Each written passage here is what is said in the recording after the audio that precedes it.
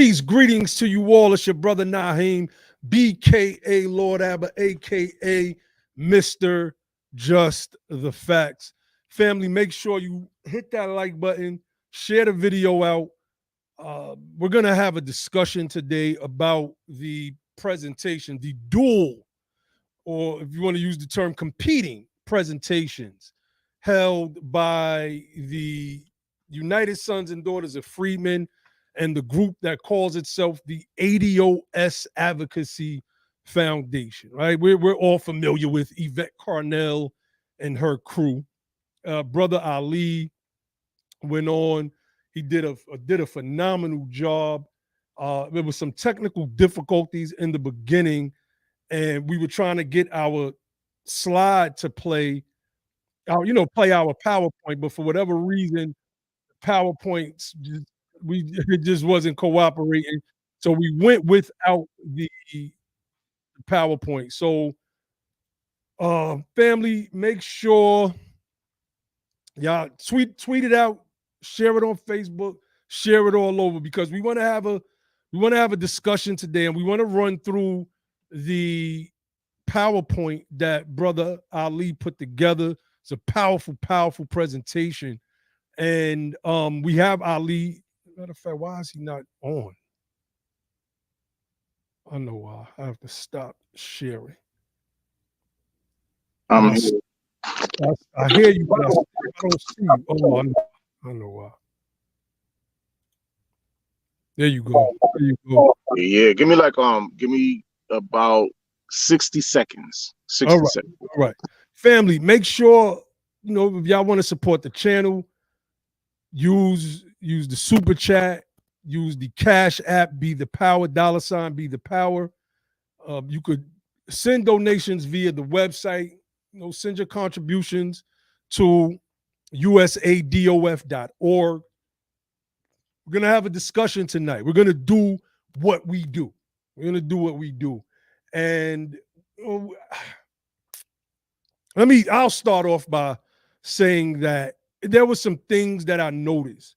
Had I known that I could just let anybody listen in, I would have had a lot of people in there. I thought it was only for a selected few, and it seems like that foundation had everybody listening in. And y'all know me, I'm gonna keep it official. And this is not that, though. This is not that thing that we got going on. And there's definitely a thing. But I was shocked to see Paul Sowers there, as a representative, this white man, as a representative of that group and that organization. I know he's a part of the organization, but to see him in such an important setting like that, it spoke volumes to me. I was kind of confused, scratching my head behind that. And I was looking at a lot of the people that were listening in, and I seen a lot of she, hers, and he, hims, and I was like, what's going on here? And then it made me think about the correspondence that we had with the OMB, and I had to correct whoever I was corresponding with on the terminology, because they put American descendants of slaves, and then they put freedmen in parentheses. And I said, we at the United Sons and Daughters of Freedmen, we do not use that terminology. I said, we simply use American freedmen. And when we're speaking of descendants, we say descendant of emancipated persons, because we feel that that is the proper way to capture what we're trying to do as reparationists. And that shout out to my bros, man. Shout out to all my bros. Shout out to BTP. I listened, and there was some, I'm real about things. That's one thing about me. I'm gonna keep it official. Right, wrong, and different. I'm gonna speak my mind. And there were things that the foundation presented that it wasn't, some of the stats definitely were interesting, right? Some of this stuff we know, some of this stuff we've been over, and maybe some nuance, maybe more updated statistics. But other than that, I didn't hear them make the case on why ADOS, American Descendants of Slavery, should be used as, and I don't even know if they were trying to make ADOS as an ethnic identifier in the same way that we were trying to do. Right? I don't know that. I was kind of confused because it was sort of like, you know, one of those me, right? What was it? ADOS was tweeted 1,000 times over the past, or 1,000,000 times, some statistics, and I'm like, you know, okay, what does that actually mean though? That I wasn't following that, and it seemed like they were trying to use their hashtag terminology as a way to say it's popular and therefore it should be representative of how we disaggregate blackness in the United States of America. But I want Ali to come in, but I want to say this, and we've gone over this before, and we want to stress this again. Wait. I'm gonna start here. When a lot of the consternation was going on between BTP and that group, we offered a debate. And peace to all the family that's in the chat. I see everybody. Dre, Sister Shanna was good, Brother Gerard, Grim, I see you, Sister Tansy, FBA Helix, Vince Jefferson, BTP Riri is on deck. What's going on, sis? Abdallah El Ibrahimi, I see you. We're presenting the American Freedmen though. I just got. I'm here. Another 60 seconds, bro. I'm here though. No, I got you, bro. We offered a debate because a debate is the ultimate test of intellectual knowledge, right? It is a non-physical fight. It's a non-physical fight. We watched karate flicks growing up. The best wanted to fight the best. In boxing, the best want to fight the best. And sometimes it happens depending on boxing politics, but that's a whole nother story, right?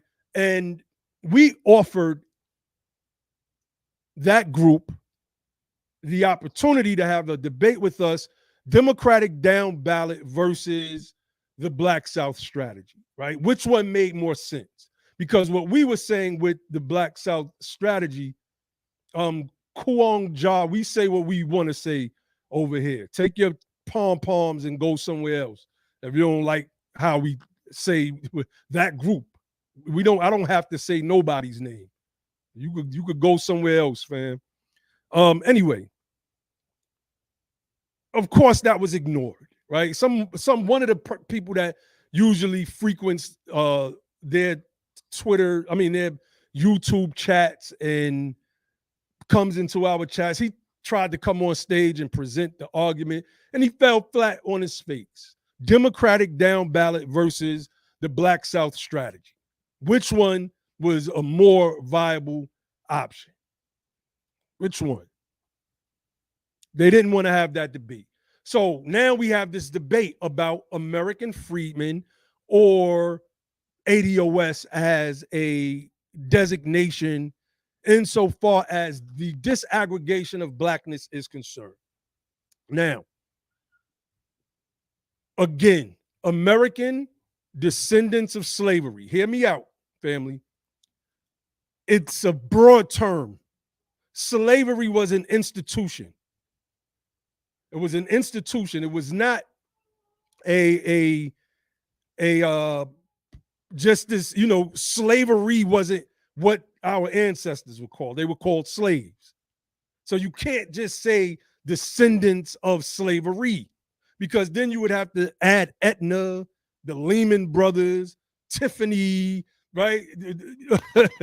Tiffany's, who else, man? You would have to add not just the Southern plantation owners or slave labor camp owners. You would also have to add the slave labor camps in the North and the companies that financed it and grew rich in New York and in the New England area. Slavery was an institution. This is no shots, no slights, because we could go there with that group. It is what it is. Y'all already know. They can't deal with us intellectually at all. They can't win any of these debates. And we put the offer out there again, right? We can put the offer out there again for the debate. We offer the ADOS AF Foundation to a debate. American Freedmen or American Descendants of Slavery. Simple as that. We don't have to call names, sling mud, throw chairs. Just present your arguments, and we're simply going to present ours. And we can have academics as the judges. We don't need Twitter, right? We don't need the people from Twitter as our judges. We can simply have neutral academics as the judges and have them determine who made the better case. For us, it's simple. We're not dealing with some new term. Martin Luther King Jr. never said American descendants of slavery. He never used it, that idiom. He never phrased it that way. Never phrased it that way. So, Kuang Jao 7, I didn't do that for you, fam. Jeez. I'm here, my brother. All right, Ali. So go in, bro. And if you want to, I know you're out right now, so you can't really look at the PowerPoint. But if you want me to pull it up, I can run through it. But give your breakdown on what happened today, and Right. Are you ready for me now? Yeah, go ahead, bro. Okay. Yeah. So, we both of us presented. I had to just really speak to it because, like you said, the PowerPoint I actually was having issues with it. It's a great PowerPoint, and we were able to actually send it to them.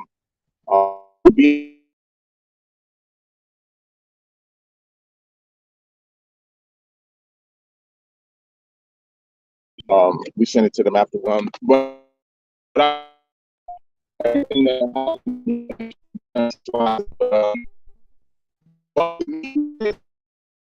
All right, Ali, you're breaking up. You're breaking up, bro. You are breaking up. I don't know, but what I don't know if you're just driving through a bad spot. But let me address this comment real quick by Easy X Recovering Pan-African. He said, man, y'all can argue and call yourselves by different names, yet you all agree on the most basic principles that each group is trying to push. Sooner or a common name will be needed for reparations. So let me address that real briefly. I have come to the conclusion over a year ago that group was not pushing for reparations.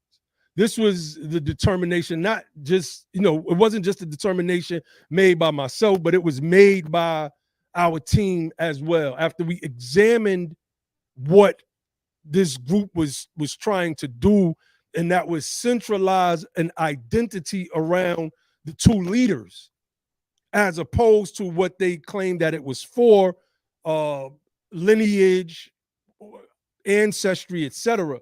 We came to the determination that was not the case. So I do not believe that we are fighting for the same things at all. I just simply do not. There were a lot of good people. I'm gonna mute you out real quick, Ali. I got some feedback. There were a lot of good people that it won't let me mute you for whatever reason. Can you mute out real quick, Ali? I thought I was muted. You can hear me? Yeah. I am muted. And it won't let me mute you. Hold up. Yeah, so let me I forgot exactly where I was at in my point, but I'll just reiterate the fact that we don't believe that these people are in it for reparation. Like, we live, sleep, and breathe this thing. 24 hours a day, 7 days a week. So we know that we're in it for reparations. The people that are aligned with us, they also know that we are in this thing 10 toes down for reparations. There's no ifs, ands, buts about it. Right? There's some people that don't like us and they not feeling us. But one thing that they're not gonna be able to say is, "Nah, them brothers, they ain't in it for reparations." No, nobody's gonna be able to say that at all. At all. So I don't, my brother Ali is having some issues, man. And I want to get to his presentation. I really want him to go in before we get into his PowerPoint because it was very, very powerful. And I want the family to know exactly what we presented because we feel that American Freedmen is the best identifier. It is a term that is still being used today by the descendants of those whom were enslaved by the 5 slaveholding tribes. So her sister Shannon said the day ones know the many truths. That's where I was at. You kicked out all the leadership, the people that was stomping hard for reparations. California is my prime example. That is my prime example. Wow, what's wrong with my green screen? Look crazy. Anyway, I'll truck through it. But California was a primary example of exactly what I'm talking about, man. How did you kick out? Not kick out. I don't want to use that term. You didn't kick them out. You disassociated yourselves with them and then painted them out to be bad guys. And since then, you've done absolutely nothing.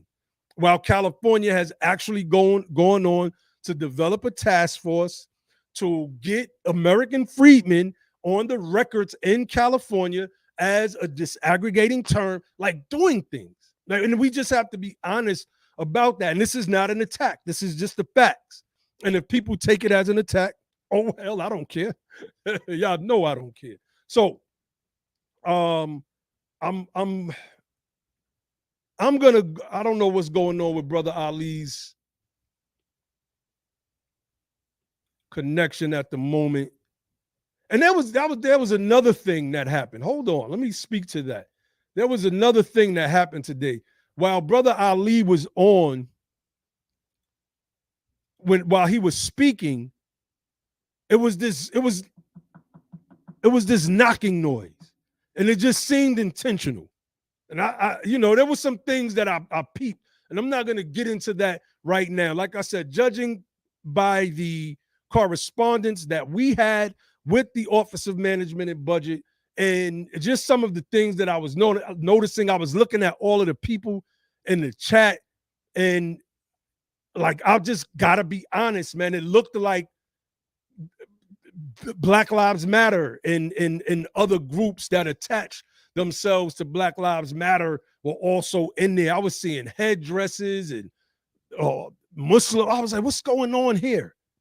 but maybe I'm reading too much into it, and that's possible. That's possible. So, Brother Ali, let's see if your mic is ready, bro. If your connection is better.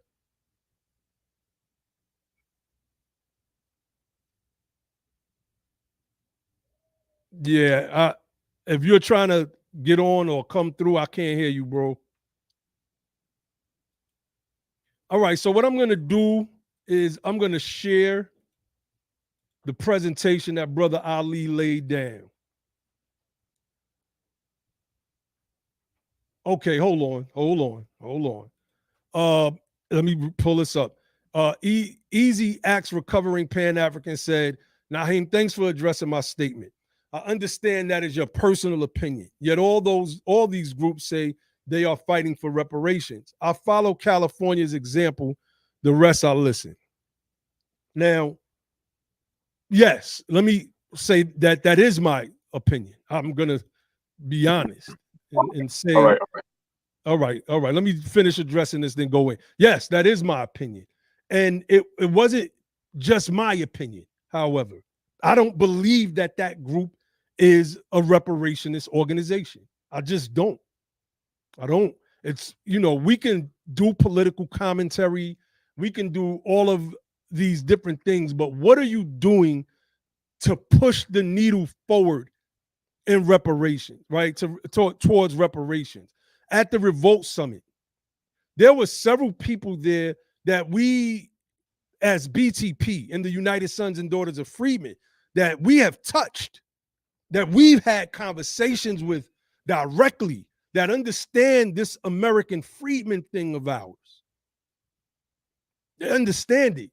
And I'm not just talking about any, any old body. I'm talking about people that are connected politically. One sister is actually an elected official and gave a presentation at Revolt on Revolt TV before speaking to the American freedmen, using that as the identifier. So there were several people there that through our platform and our engagement, we have been able to breathe that what we used to call that holy breath, that truth onto, and have them adopt that into a lot of not just their political talking points, but their political viewpoints as well. So somebody said, this guy gotta be trolling. He said, Naheem, why not make peace?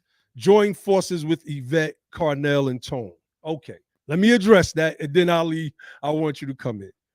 Because I don't know if this person knows that when we came into this particular space, right? Because we had already been teaching most of what we've been teaching for years. And we came in and enhanced the education. We enhanced the education. We took it beyond the banal political commentary that people were hearing 2 to 3 times a week. And we added layers to it that really accentuated the conversation. It elevated it. And that's a fact. They may not admit that, but it's just a fact. Because we could hear our talking points and a lot of their stuff in the research that we pulled out on our own. If you aren't following our channel like that, then you wouldn't know that. You absolutely would not know that. These people, Yvette and Tone, decided to attack us. They attacked us. So don't try to make it seem like we should just go make peace with them. I don't watch their content anymore at all, but I don't see these same people go into their chats and say, hey, Yvette or Tone, why don't y'all make peace with BTP? Again, we didn't attack them.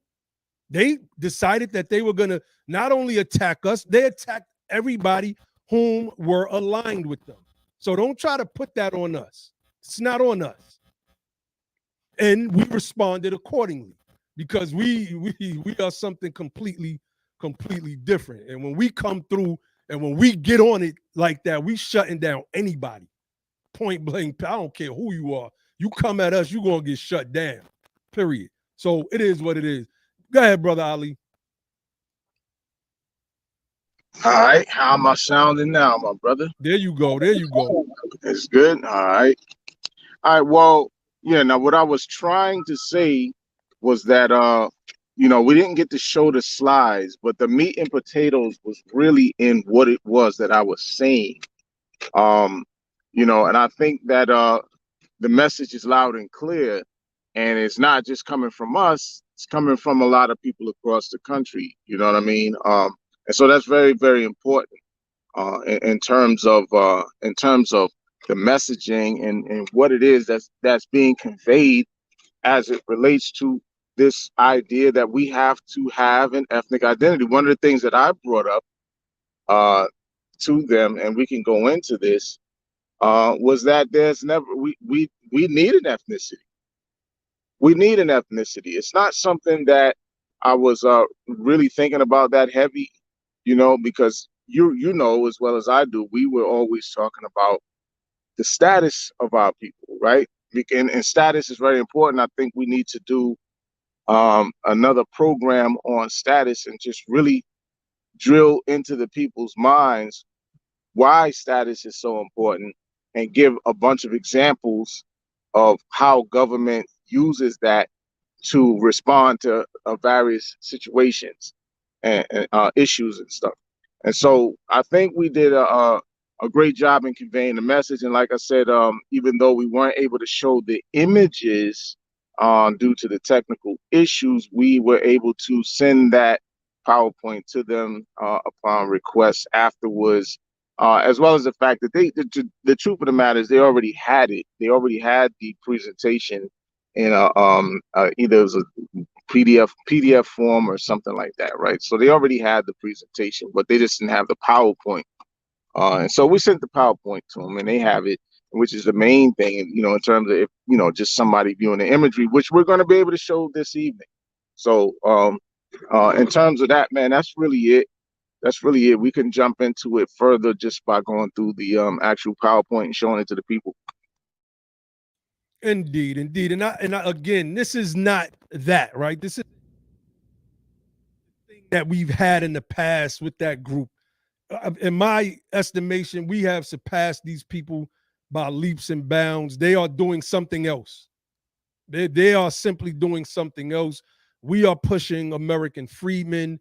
We are involved in several different things. People are coming to us, asking us for our advice and help to put certain things together. I've already done 3 presentations for I'm not going to name, the place, but a local city that's doing reparations, and it is what it is. It is what it is. So, okay, I see what you're saying, Easy. Okay, that's crazy. And some people wanted peace. We didn't want that. When the whole situation went down with ADOS and Tariq Nasheed and FBA, we on this side of things, we wasn't feeling that. It was like, damn, it's good. This thing is going to splinter the momentum that we have going, because we are like sages almost at the end of the day, and we were able to see into the future of this thing. But there's a saying in Islam that says, man plans and the law plans, and the law is the best of planners. And it was in the law's plan that something else take place. Yeah, go ahead, Ali. No, I was just echoing what you were saying. The law is the best of planners, regardless, and I thought about that with the PowerPoint. It's like, yo, we planned a plan, but the law had another plan. You know what I'm saying? Right. So we'll see at the end of it all. We'll see what it is, man. You know what I mean? As it manifests itself. So yeah, but anyway, like I was saying, we can get into the presentation, just so we don't, belabor it. Yeah. Let's get into it. Let's get into it. Somebody says splinter. I'm guess they calling us a splinter. I don't know, but I was never a part of anybody's organization. Yeah, we was never a part of anybody's organization.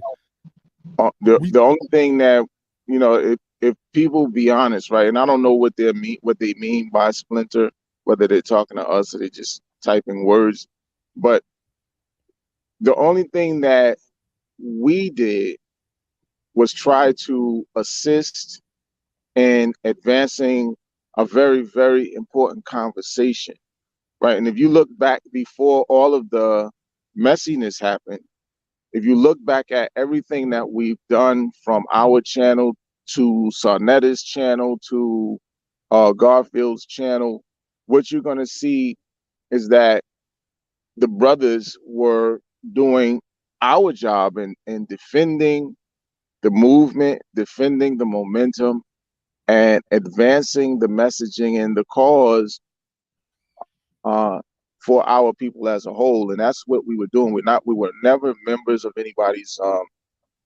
organization. As a matter of fact, there was no organization to be a member of, like in other words, to have a splinter of something, right? If you want to be real technical, you need to have something established. So you have various groups of people who established their own organizations around the country, right? They were being called chapters, but they weren't really chapters. They were their own independent organizations operating as boots on the ground for the same cause, right? These were all people who we called in reparationists around the country who were advancing the cause of justice. And we saw that, we respected and admired that, and those brothers and sisters, and we joined in and was doing the same thing. But us, the quote unquote chapters, like Brother Marlon was actually the first ADOS organization. His organization was really the first ADOS organization, and then you had others who came in after him. But the fact of the matter is, like, we were never members of anyone's organization, anyone's corporation, nothing like that. We weren't members of any of that. We have our own situation. As a matter of fact, before there was an ADOS AF as an actual thing, we had already established our own organization as a legal entity. So no, we were not a splinter of anything because there was nothing to splinter. There was already various organizations operating around the country, right? And that's what it was. It was nothing to splinter. It was already different things happening. So I just want to say that just for clarity, without even having to shoot at anyone. I don't have to, like, listen, I don't really want to re-prosecute this whole whole old thing, because to me it's irrelevant at this point. It doesn't mean anything. And the influence that we have at this point is the influence that we have. People respect what it is that we're doing. They respect what we've brought. They understand. There's a lot of people who truly get it. They understand what it is. They understand the significance of the resurgence and the rebirth of this American Freedmen terminology. And and it is what it is. It doesn't, like, people are really kind of like in their feelings about certain things. It's not really like a intellectual thing. It's more like a thing of being in their feelings and personality worship and stuff like that. And so that's really what we're dealing with. But I don't care about that. Me personally, Indeed. I don't care anything about that. But all right, let's get into this. Let's get into the Otis is in the chat, restless. Are you rushing us? No doubt. Understood. Otis rushing us. All right, let's go through this thing. And let me know, Ali, how it comes up on your side. Let me see. Can you see the whole screen? Yeah, I can see it. Okay, perfect. All right, so I'm gonna, being that you can't see your own notes from where you are, and that was one of the issues that we had today as well. I'm gonna read and go through the notes that you have with each slide. So good afternoon and greetings to everyone in attendance today. I'm Mr. Harrison Bay, one of the co-founders of Be the Power, which is a nonprofit civic organization. I am also a co-founder of the United Sons and Daughters of Freedmen, a nonprofit 501c3 dedicated to the purpose of honoring the memory of our freedmen ancestors, among other things. Our organization's work is largely responsible for the modern resurgence of the American Freedmen language among Black Americans in the United States. So it's an honor to be here to present Be the Power and the United Sons and Daughters of Freedmen. I would like to start with the popular saying, as California goes, so goes the nation. The relevance of this is that California recently set a precedent in becoming the first in the nation requiring state agencies to include a separate category for descendants of enslaved people in its collection of employee data. It's particularly significant in that data disaggregation will help. I'm sorry, let me read that again. It's particularly significant in that data disaggregation will help identify and address long-held inequities within the American slave descendant population group. Proudly, the United Sons and Daughters of Freedmen helped contribute the American Freedmen language to California's disaggregation law, and were petitioning that the OMB follow suit in its adoption. This is the first time since emancipation and Reconstruction that the term American freedmen was used to specify our population group in America with true significance. Now, okay, there it goes. There it goes. So y'all see, right? This is what Brother Ali had in the slides, and it was to paint a picture to show that this terminology, before it was basically erased from our memories, and we note that, we highlight that in our video, the bloody shirt, the book club video we did on the bloody shirt, how they systematically stopped using the term freedmen for our people and kept us confined to the very terms that are in contention today: Black, Right. Negro, and colored. And let me just jump in really quick. These are images of books that were produced in the 1860s, right? And they're books that make reference to certain organizations that existed even before the Freedmen's Bureau. So, for instance, there was an American Freedmen's Aid Commission, or an American Freedmen's Aid Society, an American Freedmen's Inquiry Commission. Like, some of these things actually existed. There were a number of them by different names. I actually sent some of them to Dr. Darity just yesterday. As a matter of fact, just yesterday, I sent him like a few of them that existed. A handful of them existed before the Freedmen's Bureau. And I think one of them I found was as early as 1861, if I'm not mistaken. Right. And mind you guys, I'm going off the top, and this is just memory. One of those organizations, American Freedmen's Aid Society or something like that, I believe was founded somewhere around 1861, 1862, maybe 1863. But it's somewhere around there. Just a couple of them that was actually established before the Freedmen's Bureau, the Freedmen's Bank, or any of that stuff like that. So this terminology is something that existed all the way back towards the beginning of the Civil War, up until the point where this man named Walter Vaughn presented his, if you go to the next slide, Naheem, the next one after that, just to show the image, right? You don't have to read the stuff yet. Just to show the image. There is an image of what's called the Freedmen's Pension Bill, which was pushed by a man named Walter Raleigh Vaughn. And if you look at it, it says it's a plea for American freedmen. On the left side, to my left, if you're looking at the screen, is to your left, there's an image of something called the Constitution. Could you read that? Because I can't see it that good. It's the Constitution for the Constitution of the American Freedmen's Aid Union. Right. And so this is go back to the slide before this one. I want to point something out too. Now read the one that's in yellow. Read that at the very top of it. The American Freedmen Unions Commission. That's another one. You see that? And look at the title of the book, The American Freedmen. Now go to the one in the middle and go down towards the bottom where you can see what it's saying. It says I'll just read the whole thing. Preliminary report touching the condition and management of emancipated refugees. Remember, that's the language that we use with BTP and the United Sons and Daughters of Freedmen, made to the Secretary of War by the American Freedmen's Inquiry Commission.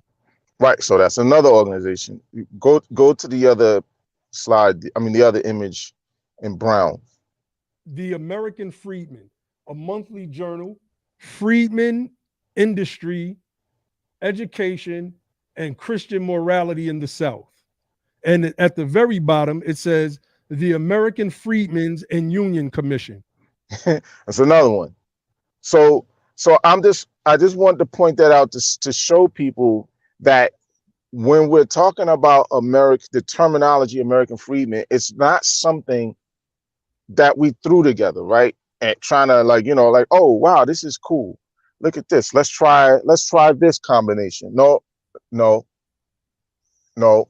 You can, as a matter of fact, I sent the Ngram image of Ngram link, as a matter of fact, to Dr. D as well, to show the actual use of the various combinations of the term freedmen, where they'll say American freedmen, black freedmen.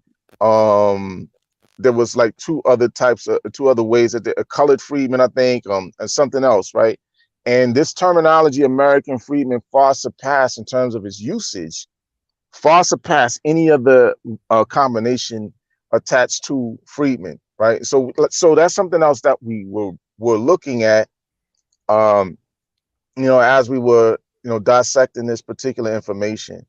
And so to be consistent with history and the actual recognition of the people in a specific way, this is what we did. We say, hey, man, our ancestors were the American freedmen, right? And it is clearly being used in that sense because we need to make the distinction between us and the Indian freedmen. I've spoken on that in the past. And so actually in the presentation, I talked about that, and we'll get to that in a minute because that's a part of the presentation. I don't want to jump ahead. Go ahead, bro. Indeed. All right, so we, our brother showed some notes here. And if you want to just break this down real briefly.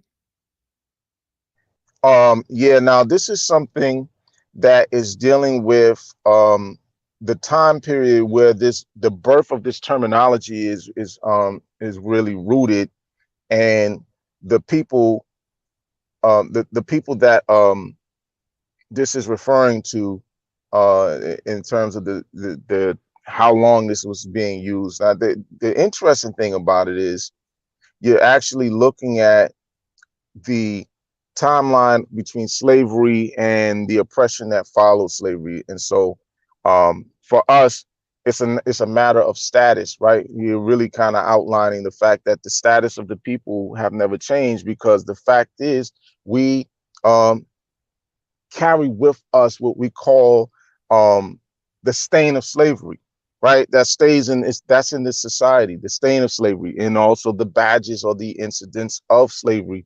Those things are still with us. And so that's kind of like what we're outlining in terms of the plight, the history and the plight and the fight of the American freedmen from the time of emancipation. That's just a demonstration, just kind of like,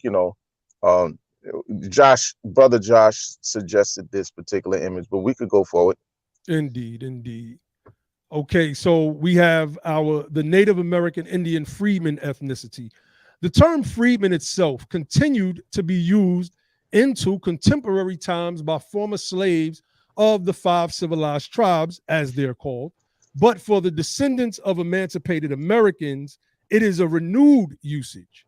During a recent dialogue with a person whom identified himself as a Chickasaw freedman, he informed me that for his people, the term Chickasaw freedman was not only their status in relation to that tribe, but it's also their ethnic identity, which functions to draw a distinction between them and others classified as Black or African American.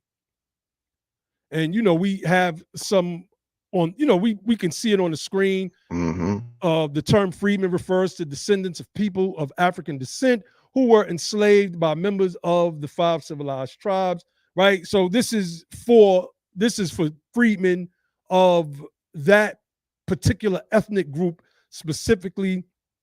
We see the piece by Maxine Waters, the quote, "We must stand by the rights promised to freedmen and the treaties that guaranteed those rights over a century ago and hold those accountable," Chairwoman Waters said, right? So she's talking about the freedmen here, and she says it seems that the fight of the descendants of freedmen still has never been rightfully acknowledged and affirmed.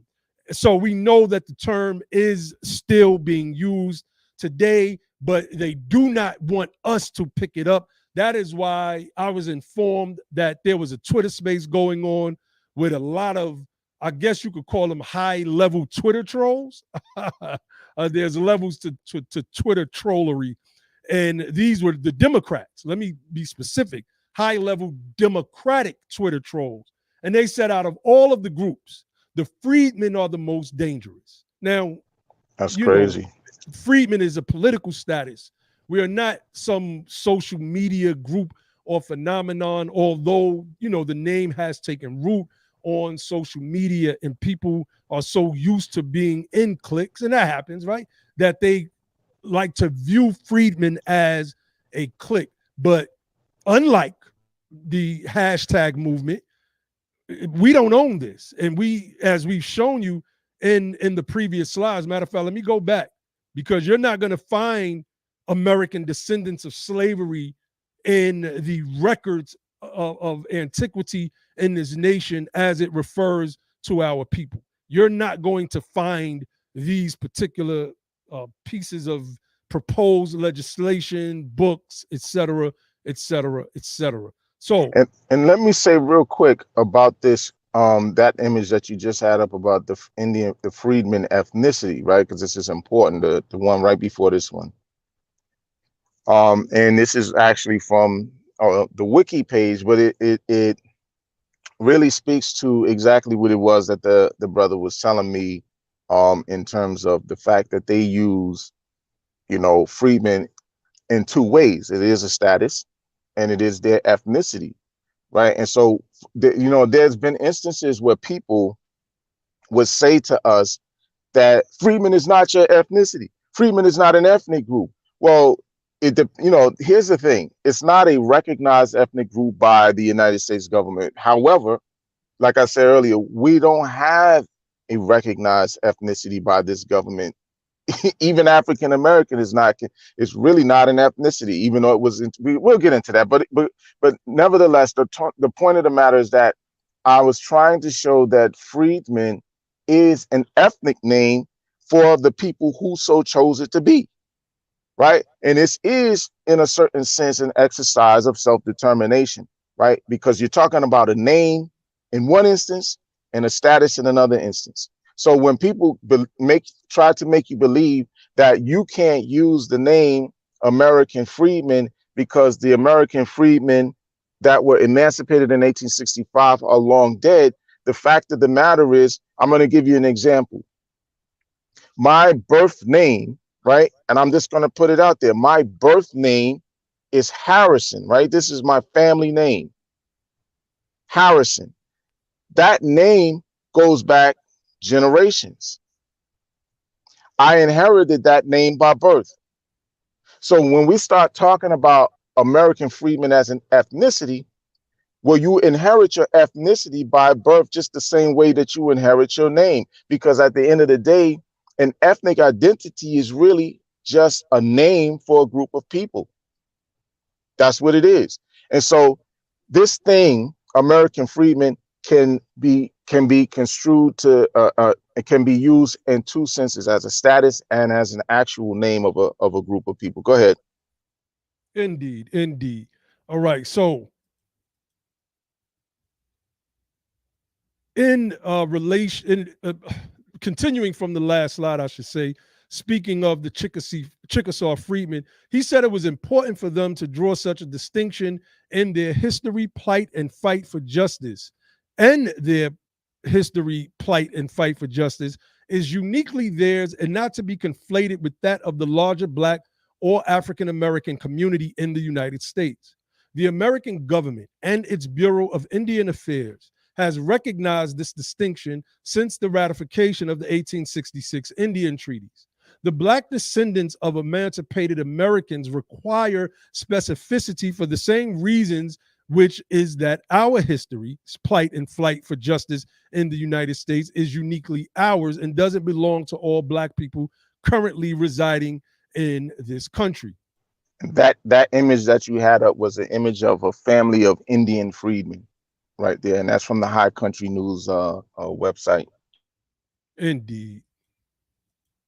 Okay, so one of the things that Ali did was excellent was he laid out why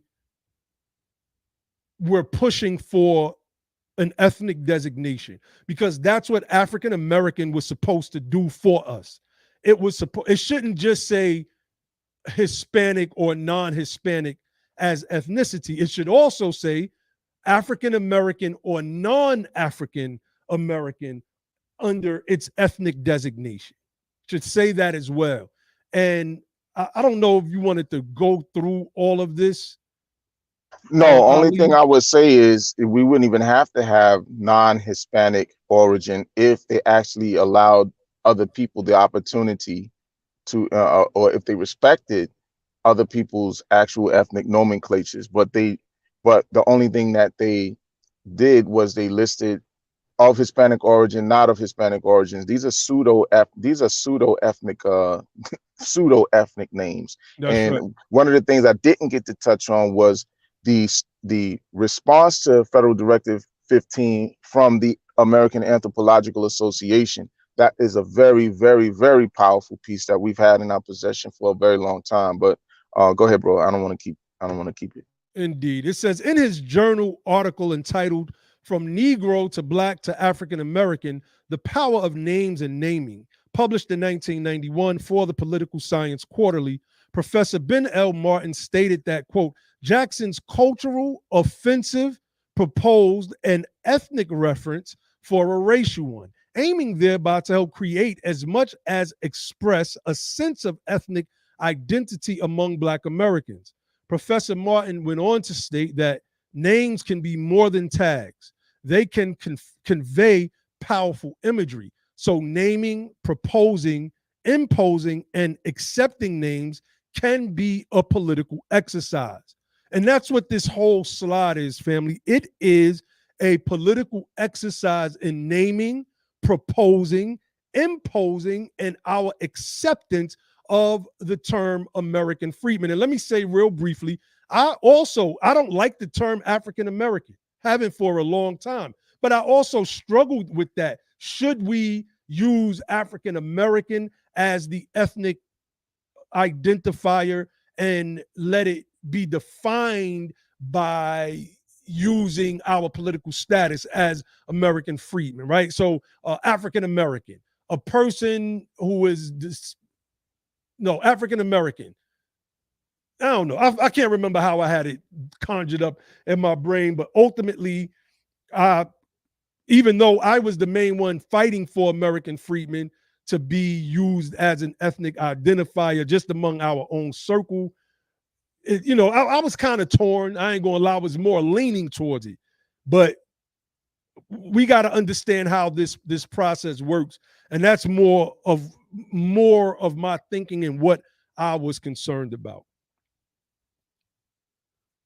Okay, past attempts at ethnic name of record. On page 106 of their 2013 work entitled Increasing Multicultural Understanding, Professors Don C. Locke and Darrell F. Bailey spoke to the intended meaning of African American when they stated that, quote, African American refers to descendants of enslaved Black people who are from the United States. Black immigrants from Africa can identify themselves by country and tribe. For example, a Nigerian American can tell you if they're Igbo or Yoruba. As well, people of Caribbean ancestry have their own identities outside of the Black or African American racial classification, such as Jamaican American, Trinidadian American, Barbadian American, etc. My point here is to show that the intended application of the term African American was to be an ethnic identity specifically for the descendants of emancipated Americans. However, that has not been the case, as the term has been socially and politically misappropriated and doesn't function to disaggregate Blackness for accurate data collection and statistical reporting.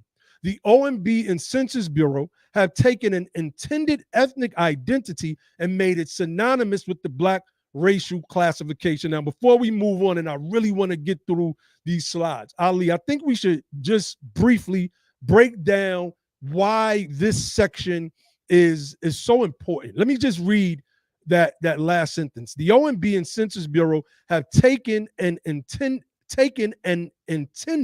ethnic identity in African American and made it synonymous with the black racial classification. Why is that important, bro? Well, it's important because it denies us specificity as a group in this country. And with that, when you deny our specificity, what you're doing is you're denying our history, you're denying our plight in this country.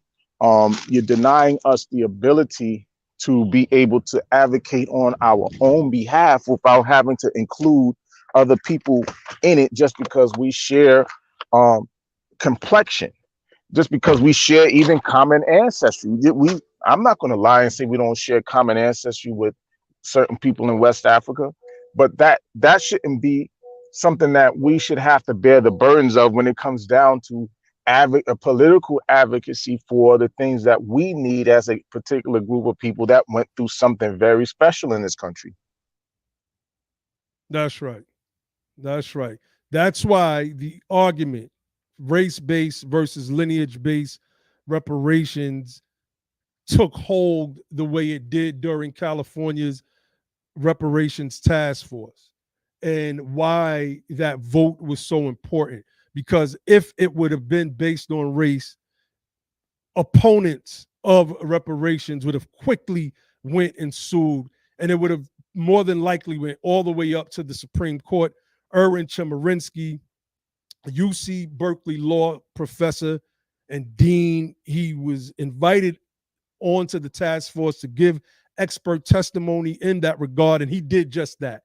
The Supreme Court will strike down any race-based anything, particularly when it comes to our people. That is why disaggregation is so important, and it forces us to look at race in a completely different. And you touched on something very important.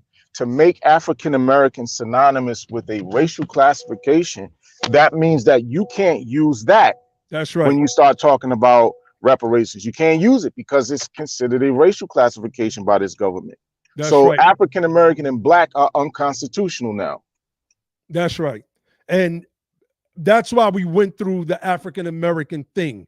We wanted to present to the Office of Management and Budget what happened while we were sleeping, basically, because we didn't know what was necessarily going on, especially in 1997. That's when that happened, Ali, in 97.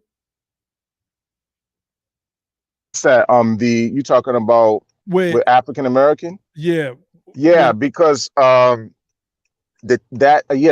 updates to the federal directive happened in 1997. The original thing was adopted in 77. So the African American thing comes about in the 80s, like around 88. People don't, this is something real quick side note, a lot of people don't realize that the use of African American by the group is only 20 years younger than the use of black. Some people think black is old, right? Because they'll make a reference to W.E. Du Bois's Souls of Black Folk, and you'll see sometimes in older census records, you'll see them being classified as black as part of their race. But as a group, the people were using Negro up until around 1968. And then about 20 years later, there was a group of black leaders who it wasn't just Jesse Jackson, it was a group of black leaders that got together and they came to the point of, hey, we need to move from that Negro, black, and colored thing into, with a level of sophistication and try to get us an ethnic identity the same way other people have. And they actually explained that. So I just wanted to say that. Go ahead. Indeed. Okay, ethnically or ethnicity misappropriated. There are many people who have been categorized as African American socially and politically, but based on what the originators of the term intended for it to mean and who it applied to, these people were not. For example, History.com recorded that, quote, Sidney Poitier becomes the first African American to win the Academy Award for Best Actor.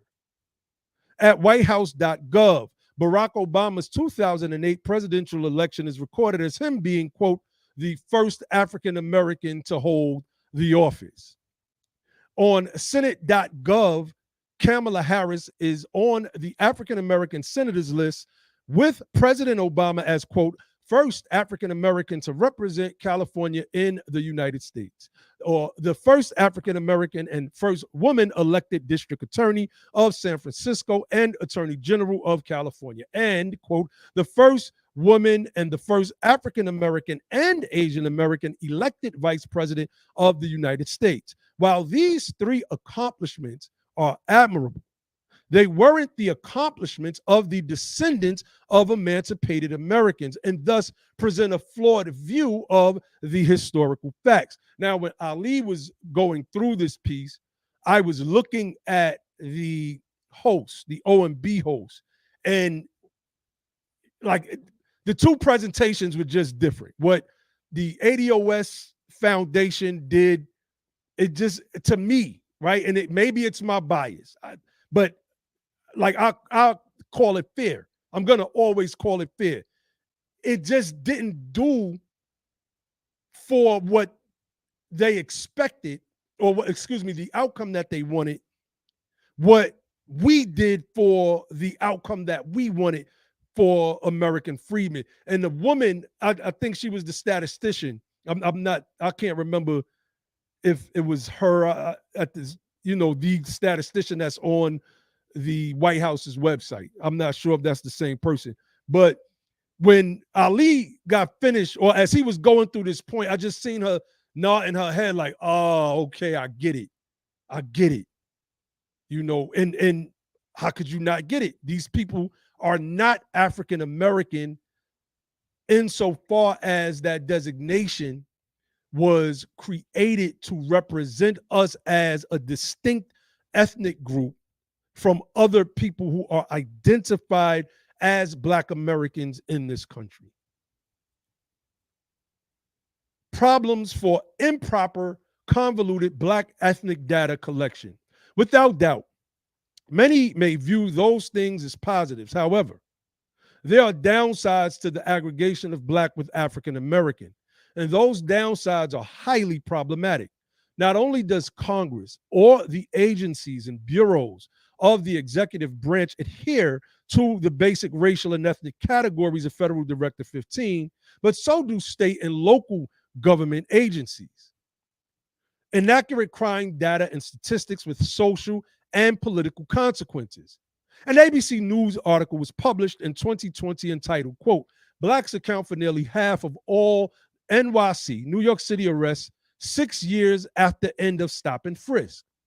And in this article, Black and African American are used synonymously. Yet there was no disaggregated information to account for the fact that New York City's Black immigrant population now outnumbers the native-born slave descendant population. On the New York Civil Liberties Union's webpage for stop and frisk data, according to the NYPD's annual report in 2021, there were 8,947 stops recorded and 5,404 were Black, 60%. The Uniform Crime Reporting Program uses the age, sex, and race forms to collect arrest data monthly from New York State's law enforcement agencies. These forms provide a record of the total number of persons arrested, cited, or summoned for criminal acts in all Part 1 and Part 2 crimes.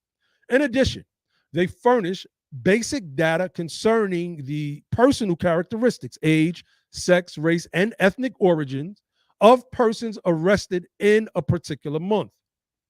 As it relates to the descendants of emancipated Americans in New York, this is completely false.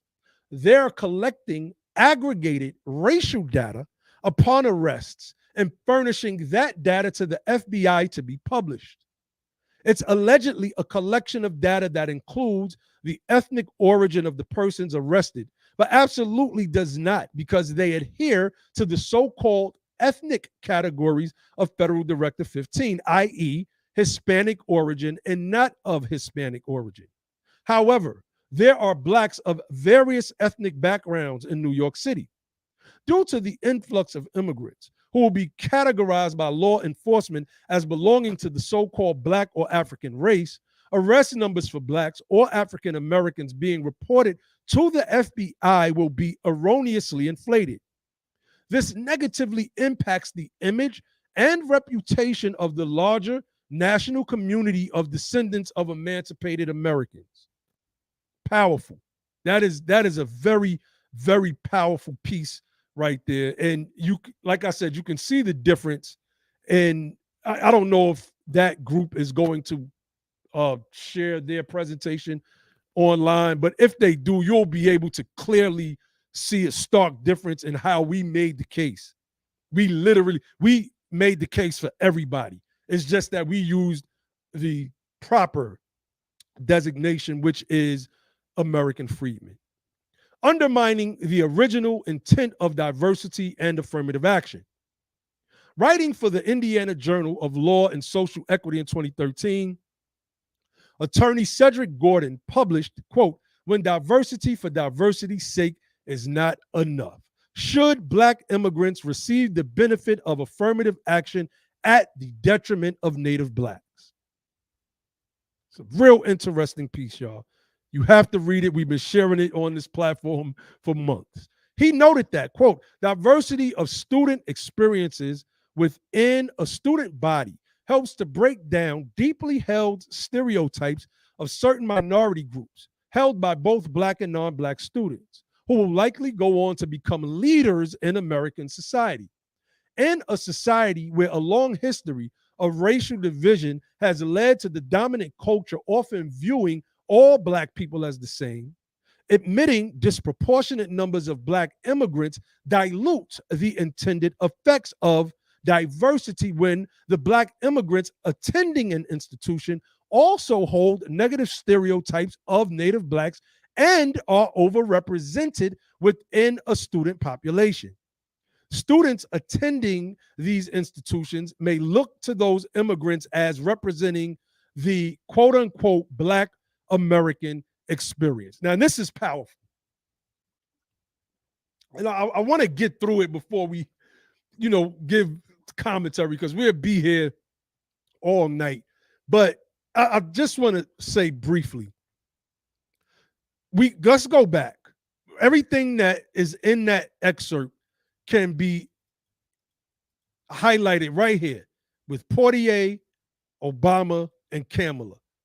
These people are said to be representatives and leaders of our group, sort of like your Roland Martins, when these people are not American freedmen and do not come from our specific lineage, meaning they do not descend from emancipated persons in the United States of America. Misrepresented financial well-being, right? So I don't have any notes on this one, but you can clearly see, and shout out to Brother Josh for pulling this, the value of assets held by white and non-white households, right?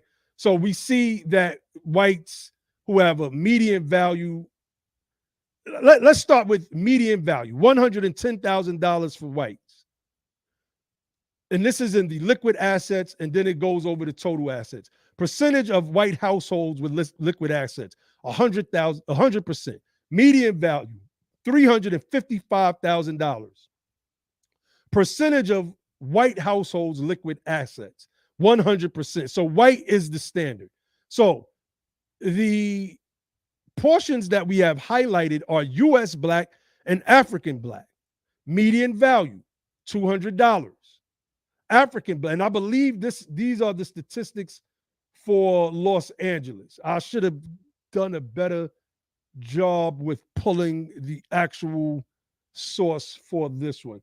This one may be for Los Angeles, right? Okay, U.S. Black, $200. African Black, $60,000. So our percentage in comparison to white household liquid assets, 0.2%. But for African Blacks, it's 54.5%. Median value as compared to white median value, U.S. Black is 30,000, while African Black is 152,000. U.S. Black percentage of white households and liquid assets in comparison.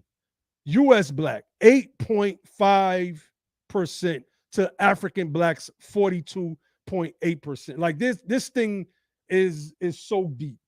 It is so deep. Let me see. Ali may have got knocked off. Give me 1 second, bro, because I would have to come out the screen to add you. So I'm almost finished, and we'll get back into some commentary. So this is just some more statistics and data that we wanted to present. We had actually ran out of time, so we had to go to the end. But Black non-American freedmen population data, roughly 1 in 5 Black people in the U.S. are immigrants or children of Black immigrants. This is from the Pew Research Center. Number of Black immigrants from Africa living in the U.S. more than tripled from 2000 to 2019. Black immigration population climbs to 4.6 million and is projected to reach 9.5 million by 2060. You take the high rates of incarceration, homicides, abortion, homosexuality, because these are things that are non-producing factors for our population. And we don't know what that looks like in 2060. We have a projection for 2050 and 2050. We have a projection. But how does that look for 2060, 10 years after that fact, right? And that's something that we'll get into probably tonight or at another date. So the American Anthropological Association's response to OMB Directive 15 defines ethnicity as the identification with population groups characterized by common ancestry, language, and customs. There's never been an ethnicity of record for descendants of emancipated Americans since the OMB and Census Bureau began collecting ethnic data. However, if we've ever had an ethnicity since emancipation, American freedmen would be it. It's historically rooted in America. It is the perfect disaggregator and encapsulates what an ethnicity is. Our recommendation, and this is our recommendation to the Office of Management and Budget, the definition of our ethnic designation: American freedmen, a person having origins in the United States with African, Negro, Black, mulatto, or colored ancestors who were formerly enslaved and nationally emancipated in 1865 by the 13th Amendment to the U.S. Constitution and are of the Black race. Ethnicity: American freedmen, non-American freedmen. That is a proper way to do ethnicity in this country. Out of everybody, we fit the ethnicity build way more so than the blanket term Hispanic. So I just want to, give shout out to my brother Ali for putting that powerful power. I couldn't see the live chat, y'all, because I was on live screens. Shout out to everybody that's contributing in the chat. Shout out to everybody that has sent cash apps, and shout out to everybody, because I never really get a chance to shout out the people that support the platform, because I really don't like saying names, because some people will get offended if you support us and want to support other people. So I try not to say anybody's names, because you have some people that are that petulant and petty. So I you know who you are, and we give the highest of honors and thanks to you for supporting the platform. So Brother Ali, man, we just got through that, and this was our presentation. Brother Devon just said in the chat, this is powerful. He was supposed to be listening in as well. That email went out, and I think it was kind of lost on everybody, because we didn't initially see the Zoom link either. But yes, honors to everybody. Honors, man. Honors, family. Thank you. Oh yeah, definitely. Yeah, go ahead, brother. No, man, it is powerful. It is very powerful. And I think that we come from an angle unlike anyone else. I think a lot of people have great information and great points of view and great information to contribute. But I think that we we are zeroing in on something that is so unique and special to what it is that we're doing.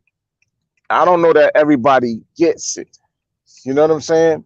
I just don't know that. Like, for instance, the status piece is very, very important, you know, and I don't know that people get how important that actually is.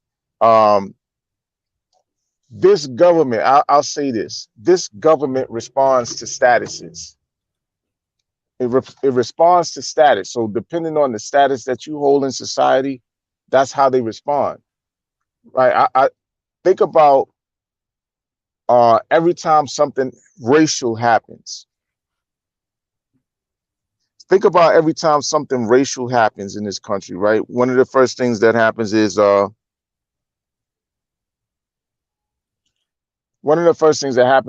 people start looking for let's say anti-black crime bills. Then the problem is we already know that they're not going to do something like that because, as Erwin Chemerinsky says, these kinds of approaches will be considered unconstitutional, right, for various reasons. Like he explains why that is and why the Supreme Court has come to such determinations. And a lot of it, to be honest with you, is related to the fights for justice that our ancestors were having from the time of Reconstruction moving forward. You understand what I'm saying? Say, for instance, you look at a case like Plessy versus Ferguson. This is a case where the people were actually fighting against race-based legislation or policy. And so our ancestors were successful, and to a certain degree, in between Reconstruction and up to the 1960s were successful in suppressing or putting down the ability of government to engage in race-based legislating or policy. That was a big part of what the civil rights laws of the 1960s was about, was to do away with that. And now, because we don't necessarily understand that that's what happened, we're beginning to ask for race-based stuff again. And it's like, you don't really get that for like damn near 100 years, your ancestors were fighting against race-based things, because when they were doing that kind of stuff, it always worked against us. Like, for instance, the black codes. So you look at the black codes, right? This is obvious race-based legislating by various states. Black codes. So black laws, Negro laws, right? These are race-based things, and those things, anti-miscegenation laws, right? Race-based stuff. All of that stuff our people were against. And now, and then when you get the Supreme Court to agree with it, and the Congress to agree with it, now we're trying to go back on it and say, no, you know what, we need some race-based stuff. And that's hard. That's a hard argument to make, because, you know, we fought for a long time against that. And so I think what we got to understand too is that more important, what really trumps race is status. Status trumps race. So I'll give you an example. If your status is felon, right? If your status is felon, a convicted felon, and you're incarcerated, your status is incarcerated, guess what? You take on another status called nullius filius, right? No, not nullius. Is it nullius filius? No, civil, excuse me, that's the wrong one. Civil liter mortis. Can you still hear me, brother? Yep, I hear you, bro. Civil liter mortis. Nullius filius is the other one, when it says you're the child of no one. So civil liter mortis means that you're dead in the eyes of the law, right? You don't have the civil rights that you would normally have as a citizen in good standing, right? So your status as a convicted felon and incarcerated individual changes your access to what citizenship has to offer. your marital status, right? Whether you are married or single. So you're married. Being able to file jointly provides you with certain access that you don't have when you're single and filing as an individual. If your status in the society is as a parent, if that's your status, you are a parent, you're able to file with the IRS and tax returns to receive certain benefits that you don't necessarily have access to, like earned income, child tax credits. You don't have access to that if you don't have the status of parent. It's a status. If your status is if your status is student, there's certain things that are available to you as a student. If your status is first-time home buyer, right? There's certain things that are available to you as a first-time home buyer, not as a black, but as a first-time home buyer. The status is minority, not black. So as a quote-unquote minority, there are certain things that are available to you if you have the status of minority. Certain business plans, certain small business, whatever, minority-owned businesses. If you're, I'm just trying to show you how government responds to status and not race. If your status is let's say citizen of the United States, your status is citizen and national of the United States. Guess what? You have access to holding public office. You have access to holding public office in a way that a non-citizen doesn't. A non-citizen can't hold public office. You see what I'm saying? It's about the status. What is your status in this society? Is your status new American?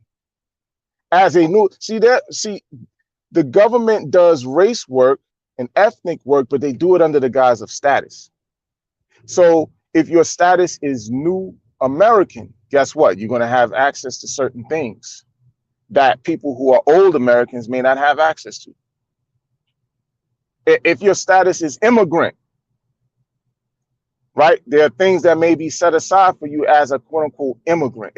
If your status is undocumented immigrant, there are things that are in place for you, mechanisms that are in place for you at this time, as we all see, to deal with the problems of undocumented immigrants. And like in New York, right?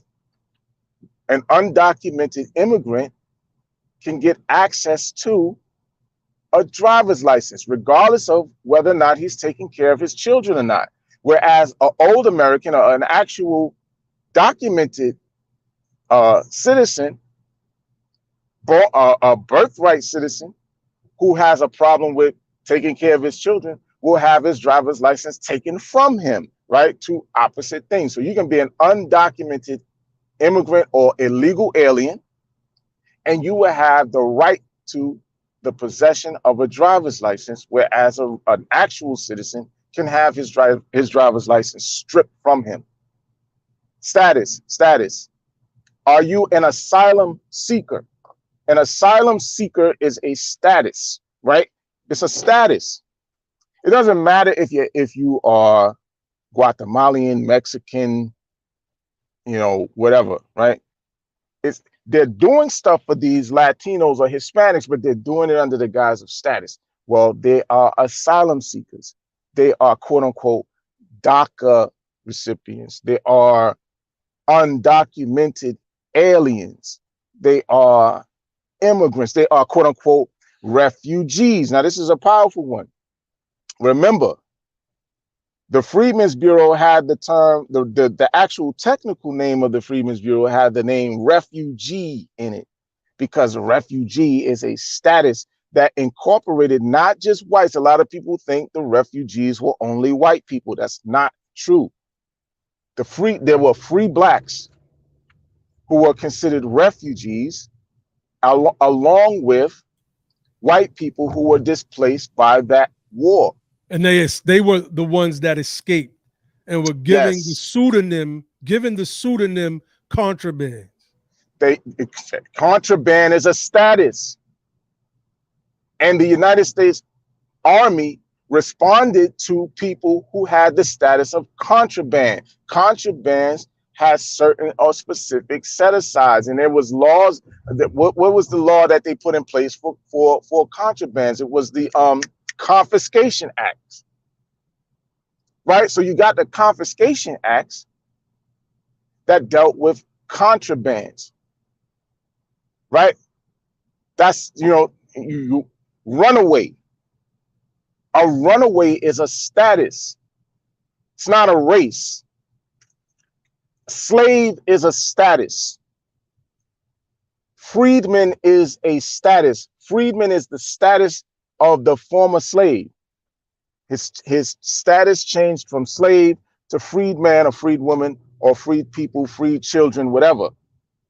The status changed. So it is, in fact, a status. And this government responds to statuses. It seems like they're doing race work on the surface, but the truth of the matter is they have to. This is why they don't respond to us the way that we want them to. We want an anti-black crime bill. Well, black is not a status. Black is a race. Well, let's use African American. Well, African American is synonymous with black and is considered a race now. So we can't respond to black or African American the way you want us to. But guess what we can do? We can do some minority shit. You know why they ain't doing the minority shit? Or because minority is the status that they can respond to. And it incorporates a bunch of different people, not just us. This is why it's very important to understand that with this American Freedmen thing, right? And don't let them trick you either about status, right? Because they'll try to tell you that you can't be a freedman because that's a old status, but you got first, second, and third generation, quote unquote, immigrants, right? And remember, immigrant is a status. Second, third generation immigrants. Now, it's a joke. It's a joke. And as a matter of fact, one time I was talking with Dr. Darity, and I said, you know what this really all boils down to is the whims of white folks, how they feel about certain things in any particular point in time. This is what it all really comes down to. And one of the things that's very interesting, and one of the pieces that we researched pertaining to our presentation to the Office of Management and Budget was a person that was talking about the exercise of political muscle. And at this stage of the game, that's where we are. This whole thing is a demonstration in the exercise of political muscle. Do you have political muscle or don't you have it? It's really that simple. That's where we are, people. And one of the things that we talked about in our presentation was the naming of people, the accepting of names and labels. All of that is a demonstration and is a political demonstration.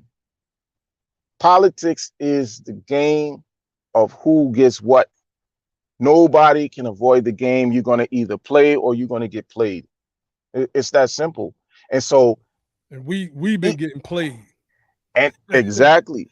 And the fact of the matter is, we've allowed, other than the acceptance of black in 1968 and the acceptance of African American in 1988, we've allowed Europeans to name us, right? We've allowed them to name us. And don't get it twisted. We've already talked about the creation of the terminology black, and we understand that is something that comes from some European anthropologists, this colorized racial classification thing.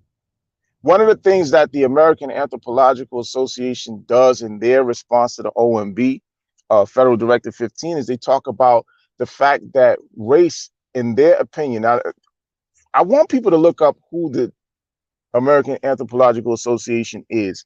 It's a It's an organization of anthropologists, the largest organization of anthropologists in the world. So these people are truly qualified to speak on the concepts of race and ethnicity and other social formations. Very, very qualified people, and the largest organization of them, I think, in the world, the American Anthropological Association. If you get the chance, Google their response to Federal Directive 15 and read that. Read that. This is very, very enlightening in terms of what they're saying about race and how race does not properly determine who people are, and they even go into the history of the fact that these racial classifications were created for the purpose of oppression, and they continue to use that. We keep talking about, why can't we get an anti-Black crime bill? Well, because they're not going to respond to that. They're not going to respond to Blackness. I don't care how much fervor you speak with. I don't care how angry you get about it. I don't care how many times you say it out your face. They're not going to respond to Blackness. Not the way that we want. Not the way that we want. Now, they may shoot you down in the street because of Blackness. They may deny you employment because of Blackness. They may deny you access to capital to create viable businesses because of Blackness, but they're not going to positively respond to you or us because of Blackness. That was never its intended purpose. James Brown, let me tell you something. James Brown was connected to the souls of our people, right? You can tell that through the music and the way his music moved us. And the messaging of "say it loud, I'm Black and I'm proud," I understand that, right? We get it. We know that there was a need for that at that specific point in time. You're talking about your civil rights leaders getting slaughtered because they had the audacity to push this government to stand to live up to its founding declaration, the principles in its declaration of liberty and unalienable rights to life, liberty, and happiness.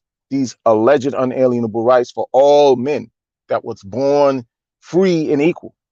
And these leaders of ours had the audacity to try to make the government live up to that, and they get slaughtered because of it. So we needed this message. We needed this message. People were tired of the terminology Negro.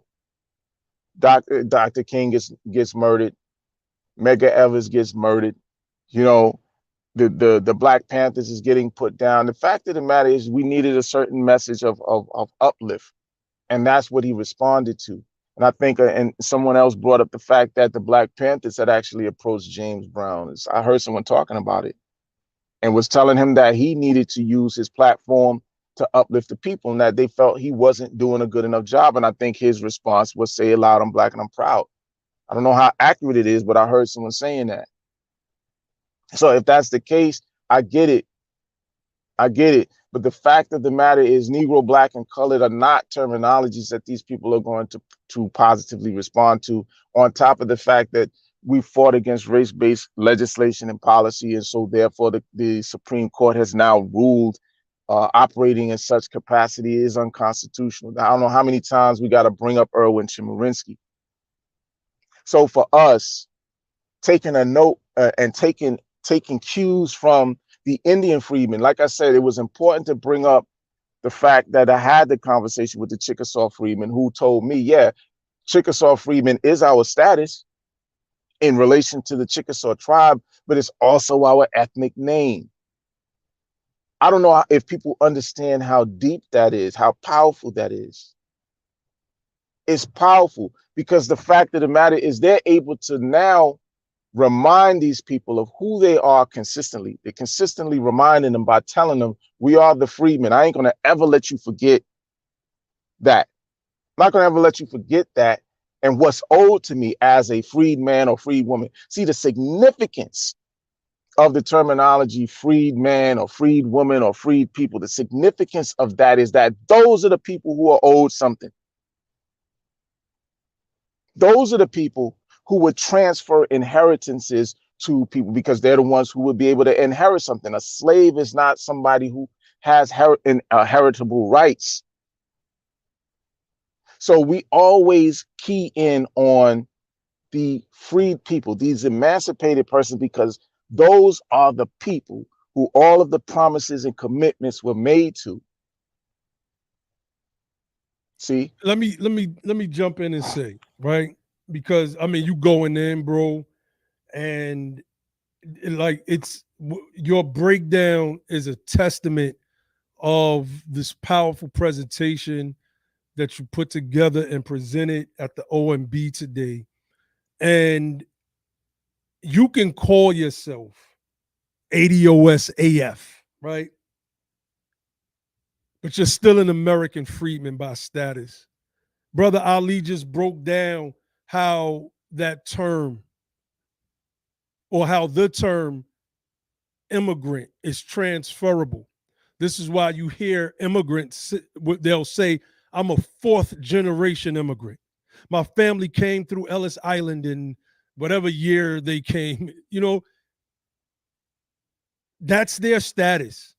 Their status can be traced back to when their ancestors got here. There's paperwork that exists for that fourth generation immigrants ancestors that came to the United States of America and obtained that term status. The Homestead Act. They used the Homestead Act to give millions of acres away to new immigrants in the United States of America. And they denied us these very same homesteads because they viewed us in a specific way. I mean, we could go in, like I could pull up House, what is that? House Resolution 29. But remember, you always read the quote from Provisional Governor Perry, who says that as freedmen, these people will be protected. Just how does the quote go? Because that's important. Right. How does that quote go? I think my book is in my bag. But anyway, he says as freedmen, these people will be protected by the United States military. That's right. By the whole of I think he said the whole force of the United States military. Like he emphasized that these Absolutely. these Negroes will be protected as freedmen. That's the play. If you look, play. Let me bring up brother Tariq Nasheed. Tariq Nasheed started the Foundational Black Americans, right?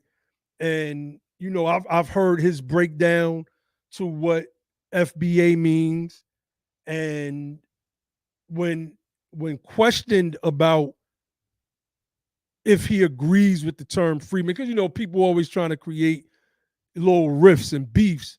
Brother Tariq Nasheed said on several of occasions, right? He said FBA represents his lineage, in the culture.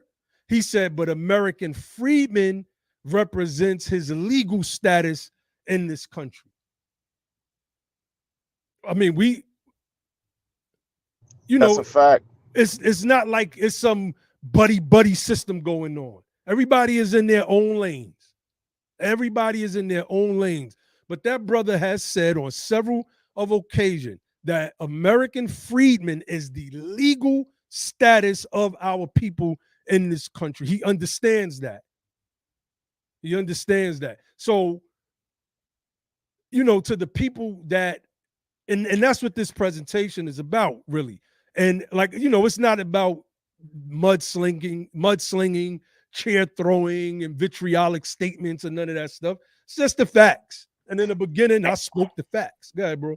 And it's about self-determination. See, that's at this point, now we got to remember, right? The status is one thing, because remember what the Chickasaw freedmen said. Yeah, it's our status, but it's also our name. It's our name. This is what he said. I'm not saying that American freedmen is our name, because that That's not necessarily the case. But the status is there. The point that the Chickasaw Freedmen was making was that we use Chickasaw Freedmen as our name, our ethnic name, which helps to create the distinction between us and the larger African American or Black community within the United States. So they understand that they needed a way to delineate, because they are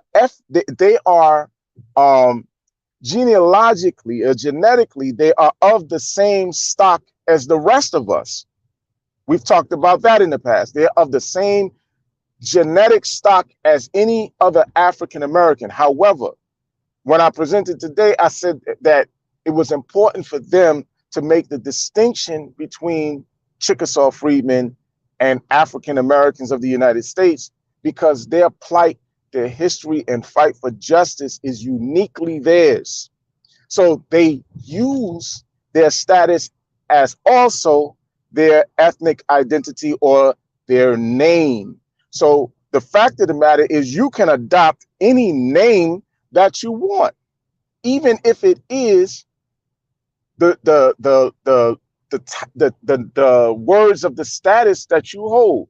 So, for instance, if you decided as an asylum seeker that you wanted to take on the name Asylum, like, you know what, I'm going to name myself Asylum and legally change my name to that. There's nothing that anybody could do about that, because you have the right to do something like that. And so the fact of the matter is, yes, American Freedmen or Freedmen itself is a status, but at the same time, now with the OMB, what we're talking about is introducing a name for a people, something that we have never had on record in this country. And that was the point I was trying to make, is that there's never been an ethnic name of record in this country for our particular group of people, even though African American was intended to operate as such. They took it and made it a racial classification to include everybody of the quote unquote Black race from around the world once they come here. And so that's the bad part about African American. That's the way it has been convoluted. And so it was our idea, or maybe it was God's idea, maybe this is God's plan, that we go and use the status that our people had, the same way that the Chickasaw Freedmen and the Cherokee Freedmen and the Seminole Freedmen and the Creek Freedmen are using theirs for their ethnic name. Why not do the same? Like, it's right there in front of your face. That's the point I'm trying to make. It's right there in front of your face, and people have already been doing it. People have already been doing it. Remember, we found an actual organization down in Louisiana, a church that has used the name Freedmen for 153 years. This church is the Church of the Freedmen, or Freedmen Church, or whatever the name of it is. You guys can Google it, the Freedmen Church in Louisiana. They just recently celebrated their 153rd anniversary as the Freedmen. A bunch of African Americans, if you will. They never stopped using the name. And so what I'm saying is, as a name, as an ethnic name, not just the status, but outside of status, as a name, to accept that name, to adopt that as a name for our people, as a true ethnic name once and for all, to finally have a name of record, would be a demonstration in political exercising political muscle and self-determination. That's the point. We got a question that I've never thought of, even though I think you just said it, but let's pull this up. What race are Native American freedmen classified under? Their race is classified as Black. As Black.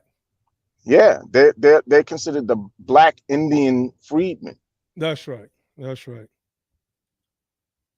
But see, these are now, Well, I don't like to keep going in on the black thing because I know that's very, very touchy for a lot of people. Yeah, well, look, we gotta touch it. I mean, I don't care because I've been doing this for years, going in on the black thing. And one of the things that people, even like the hashtag group and its leaders, see is that blackness is problematic. And this is why why we say we helped enhance what it is that they were teaching in the first place when we first started this stream. So go in, bro. We gotta get into this stuff. You know, Absolutely. it's not about feelings. You know, some people want to hold on to something because they feel so culturally connected to it. They are imbued in the spirit of its name, et cetera, et cetera. But you said something very important earlier. African American was only 20 years older than black. And so far 20 years younger. What did I say? African American was 20 years older. I said older than black. Did I say that wrong? Yeah, it's only 20. In other words, it's only 20 years younger than black in terms of its general usage by the masses of the population of our families in this country. It's only 20 years. Black is only, put it like this, black is only 20 years older than African American. It's not something that we were using all throughout our existence in this country. It's just not true. It's not true. Not in no general mass way. That's just not the case. Let me real quick. Easy asks, what race are the non-black ones? They are classified as American Indians. That is their racial classification in this country, which also shows how silly this socio-political construct of race is. Because how can American Indian be a race?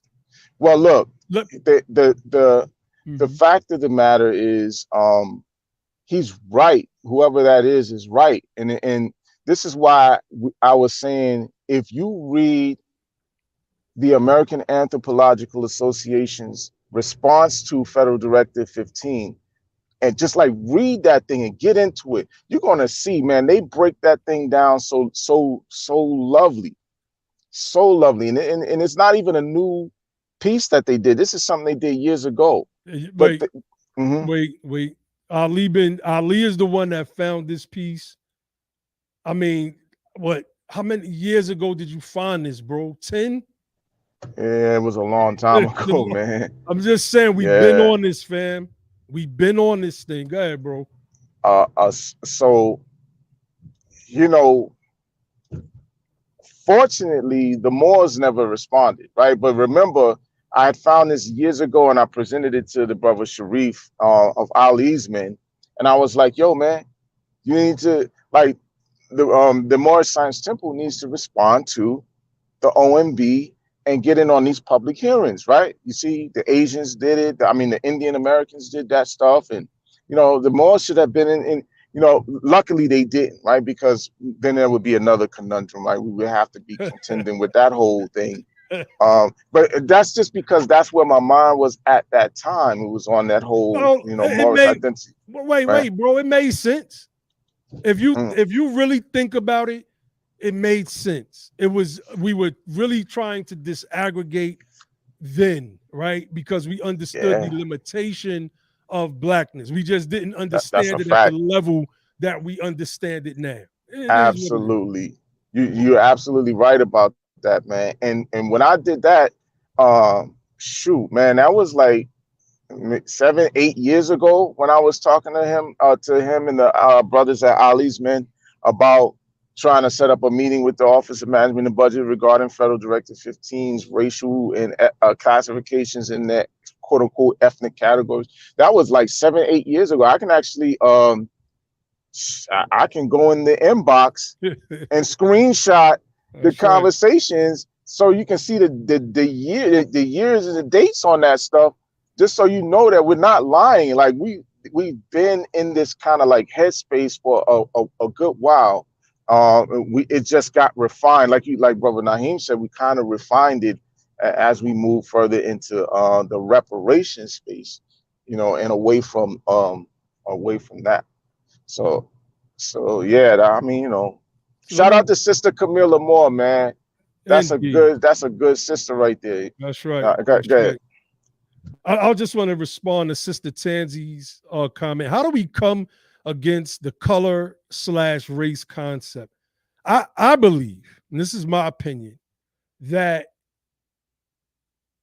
number one, it's going to probably take a Supreme Court fight to challenge it. It's going to be a court fight, I should say, that's going to escalate up to the Supreme Court. We would need civil rights attorneys to show, like this, the presentation that we gave tonight. For those of you that missed the presentation, I was reading Ali's presentation that he read today and presented at the OMB. But he couldn't present it because we were having some technical issues.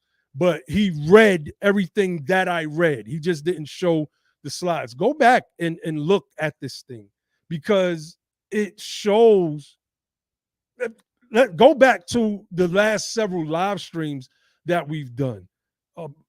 The lineage-based versus race-based live stream that we just did, I don't know, was that 2 weeks ago?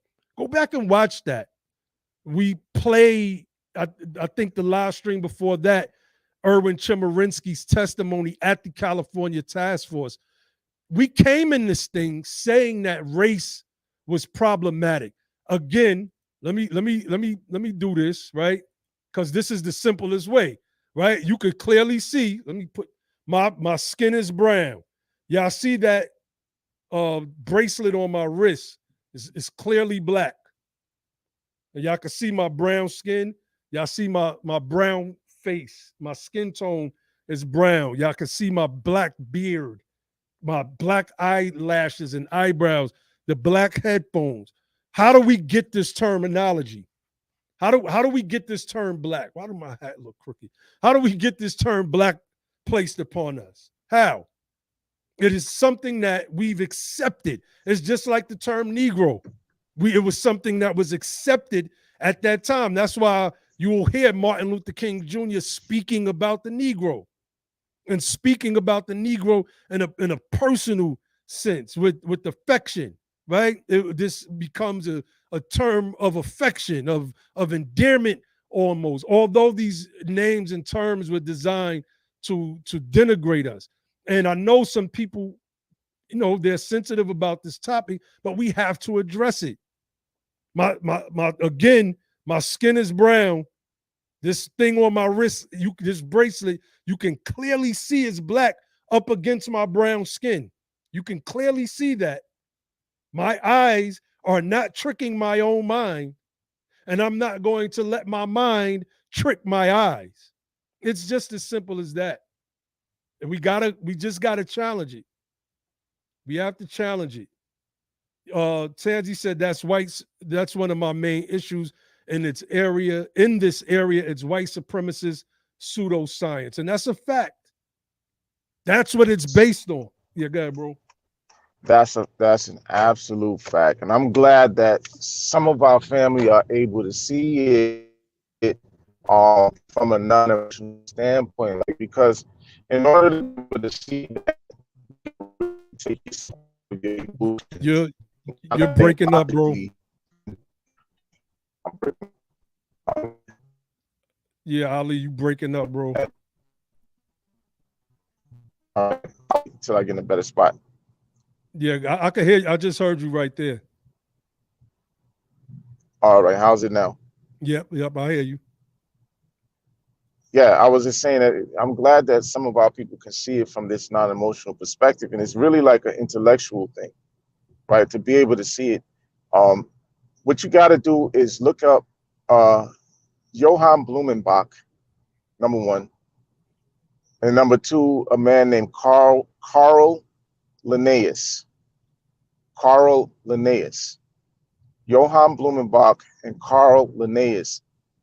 And you research them and the work they did as quote unquote anthropologists, you'll find out where these black thing came from as it was used in the United States, Negro and black. You'll see where that came from in terms of actually using it as a racial, quote unquote, racial classification. You'll see Carl Linnaeus, Johann Blumenbach. Look There's those another. There's two a men up. third one as Yeah, well. I there just is. can't think Mhm. of his name at the moment. Yep. Blumenbach, Linnaeus, Carl von Linnaeus, Johann Friedrich Blumenbach. I used to know all of this stuff. No, all three of them. Yeah, I All can't three of remember them. the third guy. Yeah, because we've been doing this thing for so long, man. So Sometimes I'll be like, we done forgot more stuff than people. I done forgot more than you ever learned. What you don't know will make your home a permanent. Yeah. Let me Uh, stop for they start to taking clips. Look at them, they bragging. It's like, no, we not yeah, bragging. no, We just being not Brian. serious, and we joking at the same time. You heard that, we just being serious and we joking at the same time. But you know, it is what it is, man. I want to stress. Let me give a recap. The ethnic designation we are pushing for to disaggregate blackness is American Freedmen. We've laid out our case in no uncertain terms. There's no ambiguities. There's nothing vague and at all that was presented by what we did here tonight or what we presented to the OMB. The ethnic designation is American Freedmen, a person having origins in the United States with African, Negro / Black, mulatto, or colored ancestors who were formerly enslaved and nationally emancipated in 1865 by the 13th Amendment to the U.S. Constitution and are of the Black race. And for ethnicity, American Freedmen, non-American freedmen. And That's what the reason that the decision was to put and are of the black race, just in case anybody is wondering why would we do that, is because to say that an American freedman is someone who has ancestors that were African, Negro, Black, colored, or mulatto, you can then you can have a European, a white person say someone who's lived their existence or their families have lived their existence as quote unquote white people, you know, legally, politically for the past few generations and still say that I had an ancestor who was African, Negro, Black, colored, mulatto, whatever. So does that mean that I am an American freedman too? No. The point is of the black race. Now, see, if you live in a white existence, this is a way of this is by using this because people still use racial classifications. We haven't gotten rid of them yet. So by using that to as a signifier of who the people are, meaning that we've been classified as black, right? And we live this quote unquote black existence. And you know, all of the things, the consequences that come along with blackness, we live that, right? Somebody who's white for generations, or a family who's white for generations, but somehow they might have had some one-off, some what is it, like loving versus Virginia, where you had some white, some black woman or some black man who got with a white person, or you had a slave owner who had, you know, who impregnated someone or whatever, and then the rest of the family after that, the generations after that, they lived as white people. They passed or whatever the case is, and until they was able to kind of wash out enough of the black genetics, the Negro genetics or whatever, and they lived a white existence. But you know, they still have in their ancestry, you know, someone who was a Negro or black or colored, but they're not American freedmen because they're not of the black race. And I think that that's important in terms of weeding out those people who would try to make such a claim. And so right now, that was the most logical way of doing it from my perspective.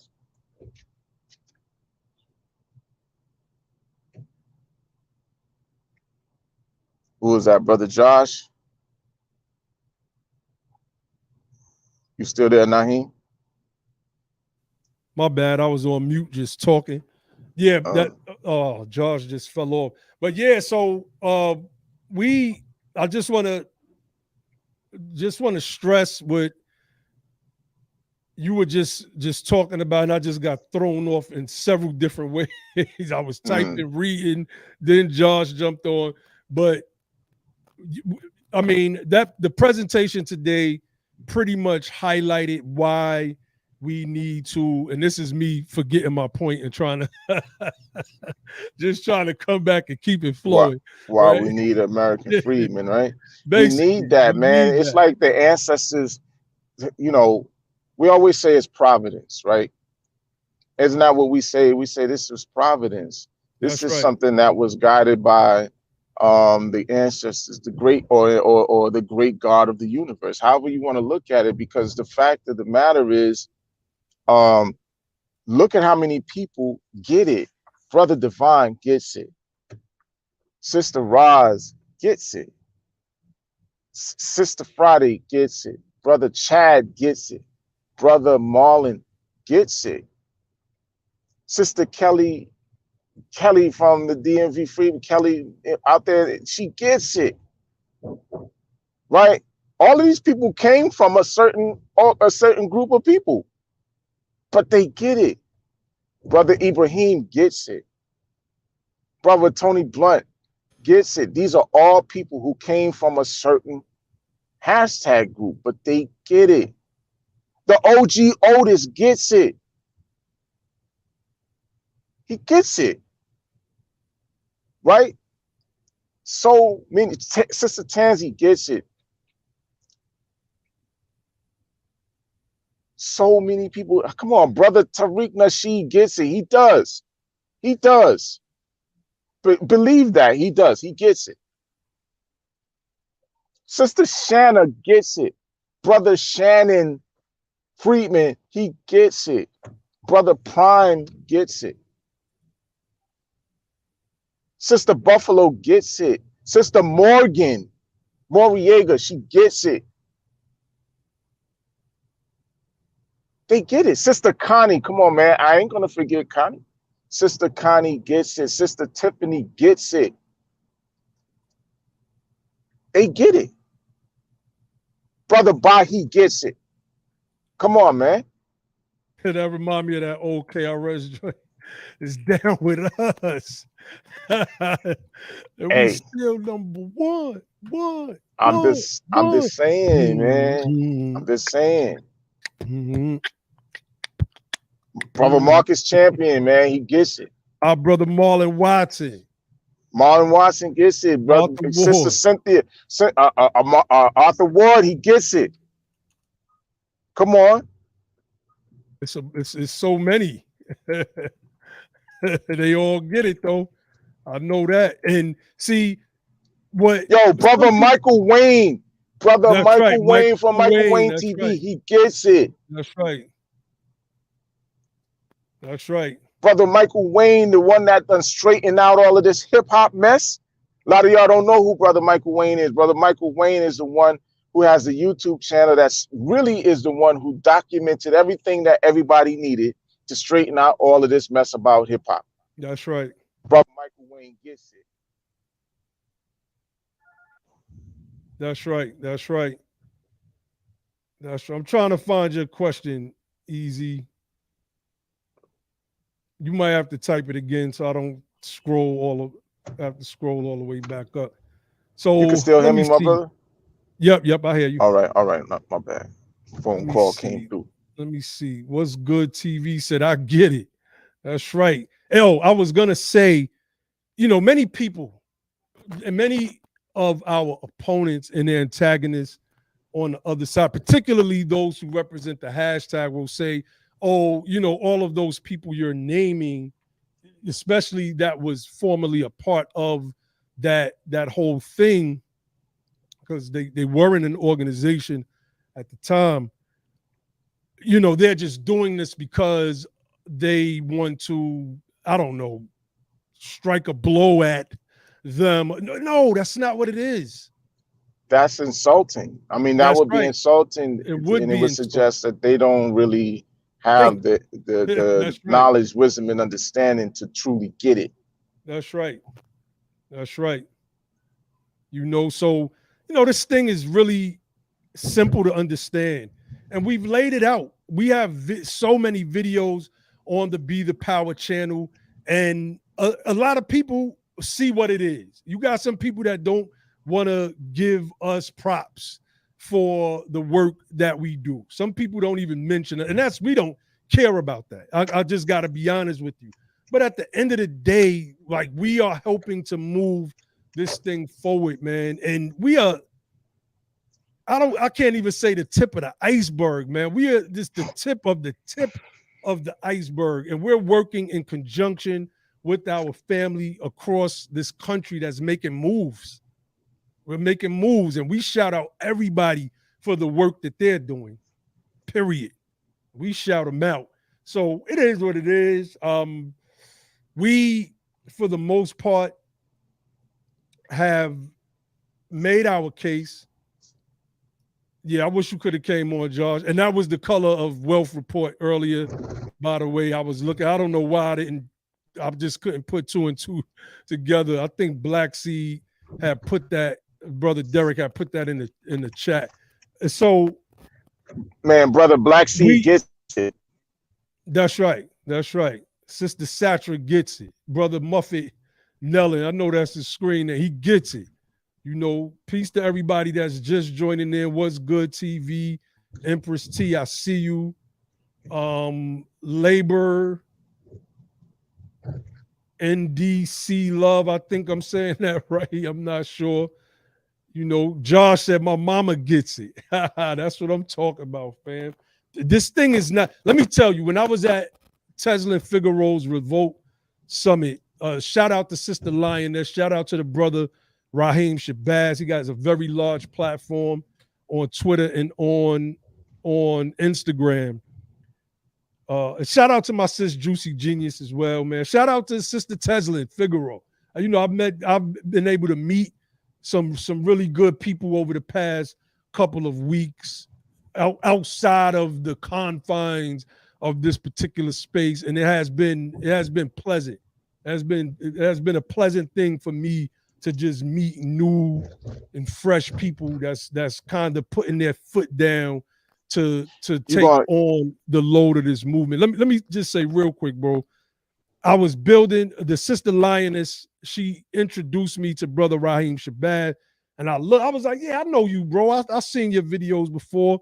We was chopping it up, and I had brought up Sarnetta. He was like, yeah, I've been on Sarnetta several times. I was like, because I had never seen any of his videos. And I was like, yeah, I've been on Sarnetta as well. He kind of looked like, you know, who are you on Sarnetta? I was like, Lord Albert. He was like, oh, okay, I know who you are, bro. Now, I know the brother, just not from Sarnetta's channel. I've seen several of his videos floating around before. And I told him what we're doing, right, with this Freedmen thing. He was like, damn, you know what, man? That makes all the sense in the world. Freedmen. He thought about it. Like, he had to think, like, damn, that makes sense. When I was one of the presenters who was from Tulsa, Oklahoma, an elected official, she was one of the sisters that would teach, one of the instructors that was teaching the boot camp. And when we was at the after party, I went and basically thanked her and the other presenters for doing such a great job presenting. And I told her the name of our, the organization I represent, BTP and the United Sons and Daughters of Freedmen. She said, Freedmen? I was like, yes. Like, her being from Tulsa, Oklahoma, she's going to hear about American freedmen just from the historical aspect, and more than likely some of those freedmen that are still out there. I don't know if it would be Choctaw or Chickasaw or both, but that's a term that she's going to hear. And I explained to her how, we are responsible for helping to resurrect that term, freedmen, for these days and times. And, she just looked like, oh, like, okay, so everybody gets it. When you break it down to them, the only people that don't get it are people that are trying to push their own brands, and a lot of haters. Like, you got this one brother, we might do a response video to this guy talk about white freedmen in the video. And I don't really like elevating a lot of these people, but I think we might have to give him that work just off GP. Go ahead, bro. Yeah, we got to shout out Sister Riri, Oh, BTP sister Riri. BTP Riri. Sister Riri gets it, man. Let me That's tell you right. something. Riri gets it, and she holds things down. You feel me?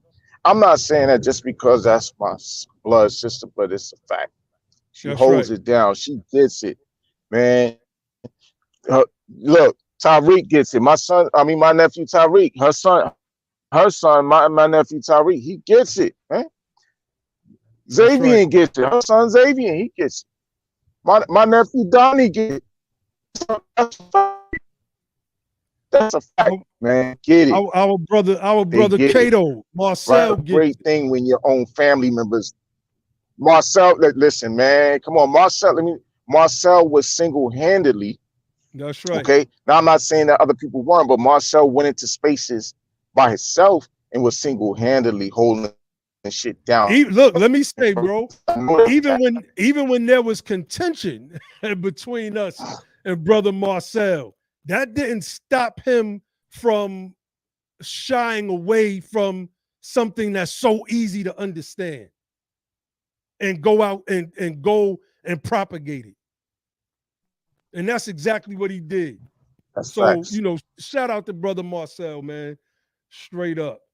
So, He held it down, man. I mean, hey, he held it down all throughout the quote unquote new black media, man. He held it down. It's that's nothing right. that anybody can say about that. He absolutely did. That's right. Our families get it, man. Our families get it. I talk to my children about American Freedmen all the time. I was just telling my daughter the other day, I don't know if y'all seen the BTP youth videos we did about a year and some change ago. Man, was that a year ago or 2 years ago?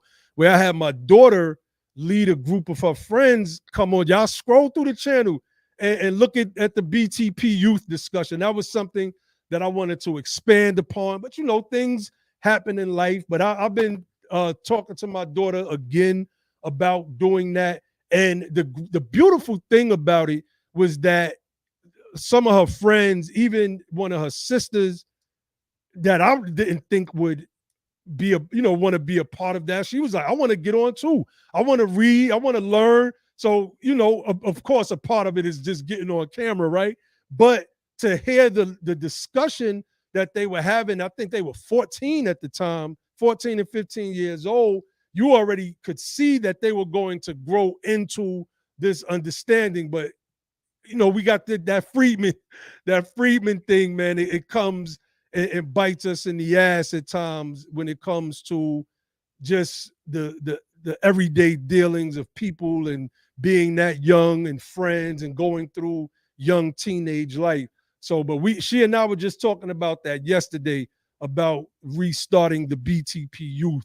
And I think that'll be dope. So whereas we could get some of our children to come on and study books like From Here to Equality. I had ordered 10 books to give out to her and her friends, so that they could basically I think the books were too intimidating. What I should have did was like took some of them study guides and wrote compendiums out of certain chapters, or just something that would have been more palatable to their understanding so that they could disseminate it based on where they're at and understanding. So eventually they would work themselves up to having that full understanding. Because I definitely wanted to tout my daughter out there, be like, man, my daughter will shut you down. Shut up, get out of here. Yeah, I know, man. When we battling, we battling. When we battling, we battling. Straight up. So yeah, man. We might bring back that BTP youth. So, brother, did you have let me see. All right, let's answer Good Times question. Because I don't know when Good Times came in. Should American freedmen fall under the black status, or should they have their own category on the census, like American Indians and Hawaiian natives, since American freedmen are also natives? I'm not a native. I'm not a Uh, native. That's maybe well, some look, ideology. ideology that you espouse, I'm not a native. Well, look, let's look at it like this, right? Because that part of it, you know, we can say we're native born, natural born citizens here. Oh We're yeah, in natives, right? that sense. In that But sense, definitely. But not in other words, you're saying you're not a Native American, like an not a Indian Native person, American like an Indian or a Black Indian or an Aboriginal or indigenous. None of that. None of right? that. So, black status, American freedmen, black. You could, I mean, look, you could say black is a status, but you know they consider it a racial class. It's a class of people, right? It's a classification or a class of people who have been racially identified as by this name, right? And so when you look up race, it has a certain signification to it, right? Um, it's kind of like beyond status. Like it's a different kind of signification. Look up the definition of race as it pertains to people versus status. Status is different, right? It's different. So black is more of it's considered a race, not a status. It's a race. The statuses are what we named earlier. You know, we named a number of statuses, man. You know, you shit, man. Your economic status is something to be considered. You know what I mean? Your education status, like, I mean, like, what is your, you know what I mean? Like all of that kind of stuff, man. There's various statuses in society. Black and white and Asian American, Pacific Islander, Native Hawaiian. Uh, what else? What am I missing? Maybe Mina, if that becomes a thing. Middle Eastern, North African. These things will be considered racial classifications, But not statuses. let's talk about real briefly uh, what we're proposing, and I think we forgot to hit on that even in the presentation, based on that article that we read about a week or so ago that showed that population would be a better term to use as opposed to race. Population, I believe, is a much better term because it removes the fictitious label of race, and it really weakens it, which essentially may bode well for us in the very near future. Because if the question is asked, what population are you from? Or you say, well, I'm from the Black population or the American Freedmen population, to be more specific. You know, I just think it's a better word. Race is outdated. It was never designed. When race was first designed, it was for specific species in a specific genus classification, right? Right, So plants would be of a certain race, the plant race, so let's just say. And within the plant race, it would have different plants, daffodils. I mean, I don't can't think of all the plants right now. Uh, Canine, right? And would be considered a race, if you will. And you have different types of canines: pit bulls, German shepherds, Labrador retrievers, et cetera, et cetera.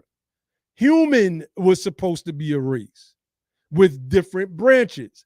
The races, Europeans, particularly the Germans that we mentioned earlier, decided that they were going to create race based on the illusion of skin tone. And this illusion and illusion was that because we had dark brown skin, they would call it black, and that because they had pale skin, they would call their skin tone white, and they would associate whiteness with what whiteness has always been associated with through history, which is purity and God and cleanliness, etc., etc. And in the reverse for blackness, right? We remember the Malcolm scene, angel food cake, white and all of that, and then black was the devil and all of these different things. Well, for the most part, that was a fact.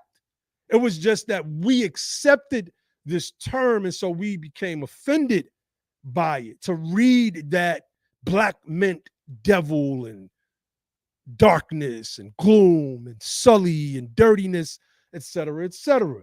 It's now that we've come to this understanding that nobody's black, just like nobody's white.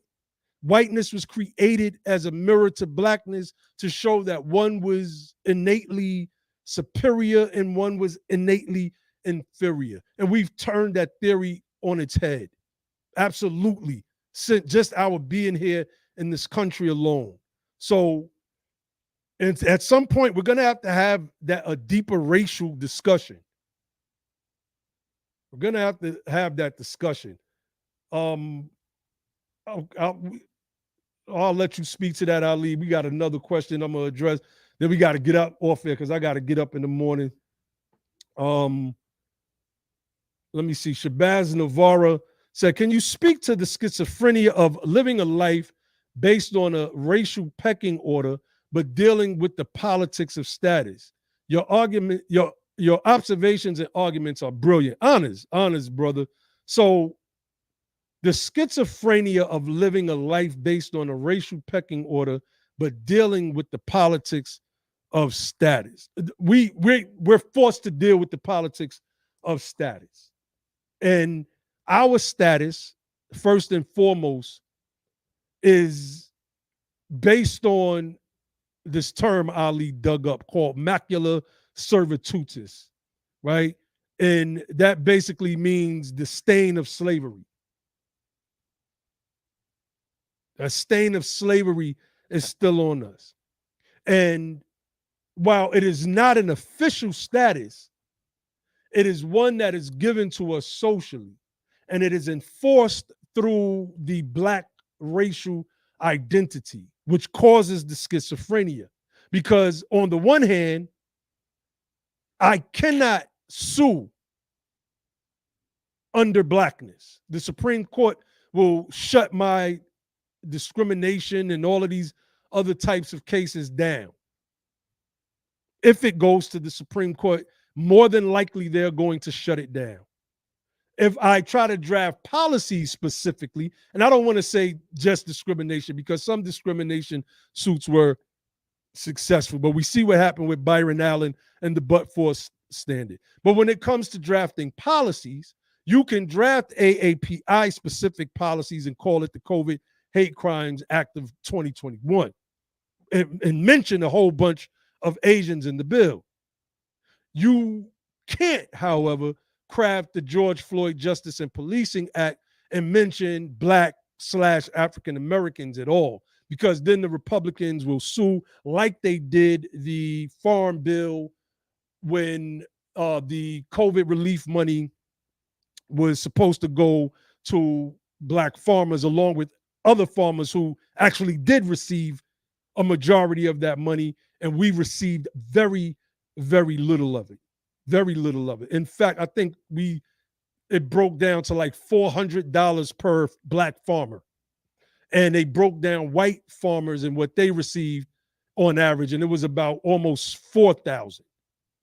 Just to show you that we're still dealing with this. So this is enough to make you schizophrenic, bipolar, and outright crazy and angry. Because now you're telling me that I cannot sue based on the fact that I'm a Black person. I cannot draft policies politically based on the fact that I'm a Black person. So you box us up in this hole, and we believe this is the reason why they systematically stopped using the term American Freedmen, because now you remove us out of the legal status and you can give us the social status that you've created for us under the terminology of Negro, Black, and colored. And then in 1997, after we tried to create an ethnic designation, you threw that into blackness. What we did today was to ensure that American freedmen will never be thrown into the racial classification and category of black. We did a very, very powerful thing today. And that's why we wanted to come on tonight, have the discussion, and show the contrast between what we did and what the ADOS Advocacy Foundation did, because in our opinion, they were advocating for their organization. They were not there to advocate for me, although we were there to advocate for them. American Freedmen is the perfect disaggregator, and it is what it is. You cannot get around it. You simply can't. So, Brother Ali, did you have any final closing statements you wanted to make? No, bro. I think we kind of covered everything. To be honest with you, I kind of think we covered everything. You know, unless somebody else has a question, I don't know. I don't really have much else to say. Indeed. I got to get up in the morning. I got to travel and go meet up with my fam. Y'all already know. So I'm gonna shout out to NAASD. That's right. That's right. And CJEC. You know, talk about what's going on. What's happening this weekend? Where you headed? They're having a conference, the NAASD in Atlanta. And I was actually asked to present. I was coming to just chill and lay back and build with the family, but I was asked to give a more brief presentation. So I'll do that tomorrow. And they're gonna give out awards. It's so funny because these are some of the things that we talked about, and that's why we're always shouting out NAASD and the Cali fam, because they're definitely organized and they're moving as an organization is supposed to. We're trying to expand our organization. So for anybody interested, I know I put out an email. We need some daughters. We need some daughters in the United Sons and Daughters. It just can't be sons. We need some daughters to be a part of the program, man. We men, and we work best together with our women, right? We know that we're not going to let the liberal, contrived gender divide destroy us over here. We don't mind speaking to it. I'm going to call it out. I don't care who don't like it. Some people fall back because I call it out. But it is what it is, because I'm looking at what the damage that it's doing and how it's being glossed over. And I'm not letting that slide. If this thing has to be fixed, and it can't, nobody tell me it needs to be fixed only on one side, and we're going to ignore everything on the other side except the most extreme stuff. Now, that's just not going to happen. Not with me. Not with me. So, American Freedmen is who we be. And that's a fact, Brother Black Seed. You already know, man. Yo, Dawn, our sister Dawn, she gets it. Dawn gets it. Dawn definitely gets it. Hey, the brothers, you got a couple people in on the High Point, North Carolina Reparations Commission that also get it. You got some people that get it. This thing is moving. I clicked on Brother Phil from the Africa Diaspora channel. I clicked on one of his videos. What was that, yesterday or the day before yesterday? And an ad popped up, and it was like, this is a clothing brand created by Black American Freedmen. I was like, oh, that's what I'm talking about. This thing is moving. Let's go. That's crazy, right? Let's get this thing moving, fam. Let's get it moving. Our brother Selvi Bay he's in Houston. That's right. Our brother Selvi Bay hit us up and let us know, like, yo, I just seen this ad where, you know what I'm saying? That's right. That's right. Right. Was that the one? Was that the one? Or was it this a different ad? This was a different ad that Roy Beck was using to bring light to his book, Back of the Hiring Line. See, we don't got no shame with shouting that book out. Just like we don't got no shame in shouting out The Devil You Know by Charles Blow. Charles Blow. Y'all want to create issues out of it. Who these people are aligned there because they're shouting, I think I got a fallback. Peace, deuces. We align with the facts. Man, let me where tell you our something. interests align. People have problems with us talking to Roy Beck, but everybody wound up citing his book after that. Everybody using it as a source. It's like, well, you know, that stuff be fake, man. People just be wanting to have something to say. They You know what I mean? They be wanting to beef with us. It is what it is. It is what it is. But we've been chilling, man. Y'all can see we ain't really been getting into too much of nothing with nobody. I'm trying to dead all the beefs. I don't care if I disagree with you 100%. We don't need to be in the public having a whole bunch of public beefs and spats. Them things may arise from time to time, but if it's not at the point where like we really trying to link up, shoot the fair one, stow hands or something, then ain't no need to keep that thing going online. If you got me blocked or I got you blocked and you feel that's the way, I like this one sister, I unblocked her because I thought everything was cool because we was in the space together. As soon as I unblocked her, she went right back and blocked me. I just started laughing. You know what I'm saying? I didn't get it. That was funny. Somebody was asking, are BTP Pan-Africans? Fam, you got to go back and watch our content. Why would they ask that? But no, I want to know why they would even ask that. That's a good question. I want to know what would make them ask something like that. I mean, but this person has been in our chat before. I'm familiar with the name. Asking, I've been riding on Pan-Africanism long before I got in this space. Go back and check my videos on Sarnetta. I was saying Pan-Africanism and feminism were like birds of the same feather. You'll find that on my YouTube page, my Facebook page, probably going back 10 years. All right, man, let me get up off of here, yo. And I'm thinking we're going to do for a book club, the second edition, From Here to Equality. Y'all make sure y'all be on the lookout for that. I'm actually going to order. I've been reading the first copy. I was reading that early this morning, actually, and I'm going to order the new second edition this week. We'll be able to read it, look at any changes, and we're going to do a book club. So y'all be on the lookout for any announcements and go to our website, usadof.org. If you want to support the platform, we're trying to do this work. We're trying to elevate the conversation. We are trying to move in this political space in a way that these people cannot come against us. We're trying to create an impenetrable doctrine centered on what our ancestors were attempting to do under all of the pressure that they were under. We are not under those same pressures because we beat your ass. Like let's just keep it official, right? Man. Back then, I ain't saying our ancestors were scared. They weren't. Oh no, those are some warriors, that's right. Man. They was warriors. I'm just saying we just in a different time now, and the things that the dominant society, if you will, were able to get away with, for the most part, they can't get away with no more.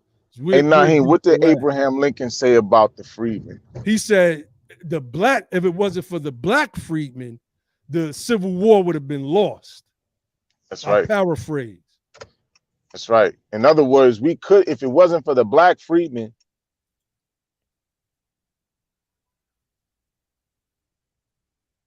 Yeah, you went out, bro. Yeah, I think Brother Ali went out. I hope I ain't go out. Yeah, I think you went out, Brother Ali. So look, man, we are going to wind this thing down, and y'all just be out on the lookout for more new content. We've been saying we was going to add a call feature for the longest. I think we're going to go ahead and finally do that. It's time to start engaging folks a little bit more and just spreading this message. Our Can platform. You hear me? Yeah, there you go. There you go. Our platform is not necessarily the largest, but I think, and of course, it could be my own bias, that we are one of the most powerful platforms on YouTube, period. And we've been able to give to the family, and the family has been given to us. This has been a symbiotic relationship for the most part, where we have been doing teaching and we have been learning. And that's why you always hear us shouting out a lot of people on our channel, because they deserve it. They absolutely deserve it. I was trying to say that basically what Lincoln is saying is, if it wasn't for the Black freedmen, we might be living in a country called the Confederate States of America right now. That's right. We probably would have, we be talking about fleeing, we probably would have fled back to some home country in Africa somewhere. We probably would have been like, yo, I'm out. Get me on the next boat to Africa. I'll brave the sharks and everything else. And it's a fact. Our ancestors, honest Sister Antonia Edwards, who also gets it. She said, we so appreciate you, BTP, USADOF. Honors. You know, honors to the family, man. All right, let's get up out of here, Ali. Yep. All right, fam, you already know what time it is. We leave you with the motto of the platform, which is, don't just fight the power, become the power. And then and only then will you have the power to make a change. And with that, I say peace.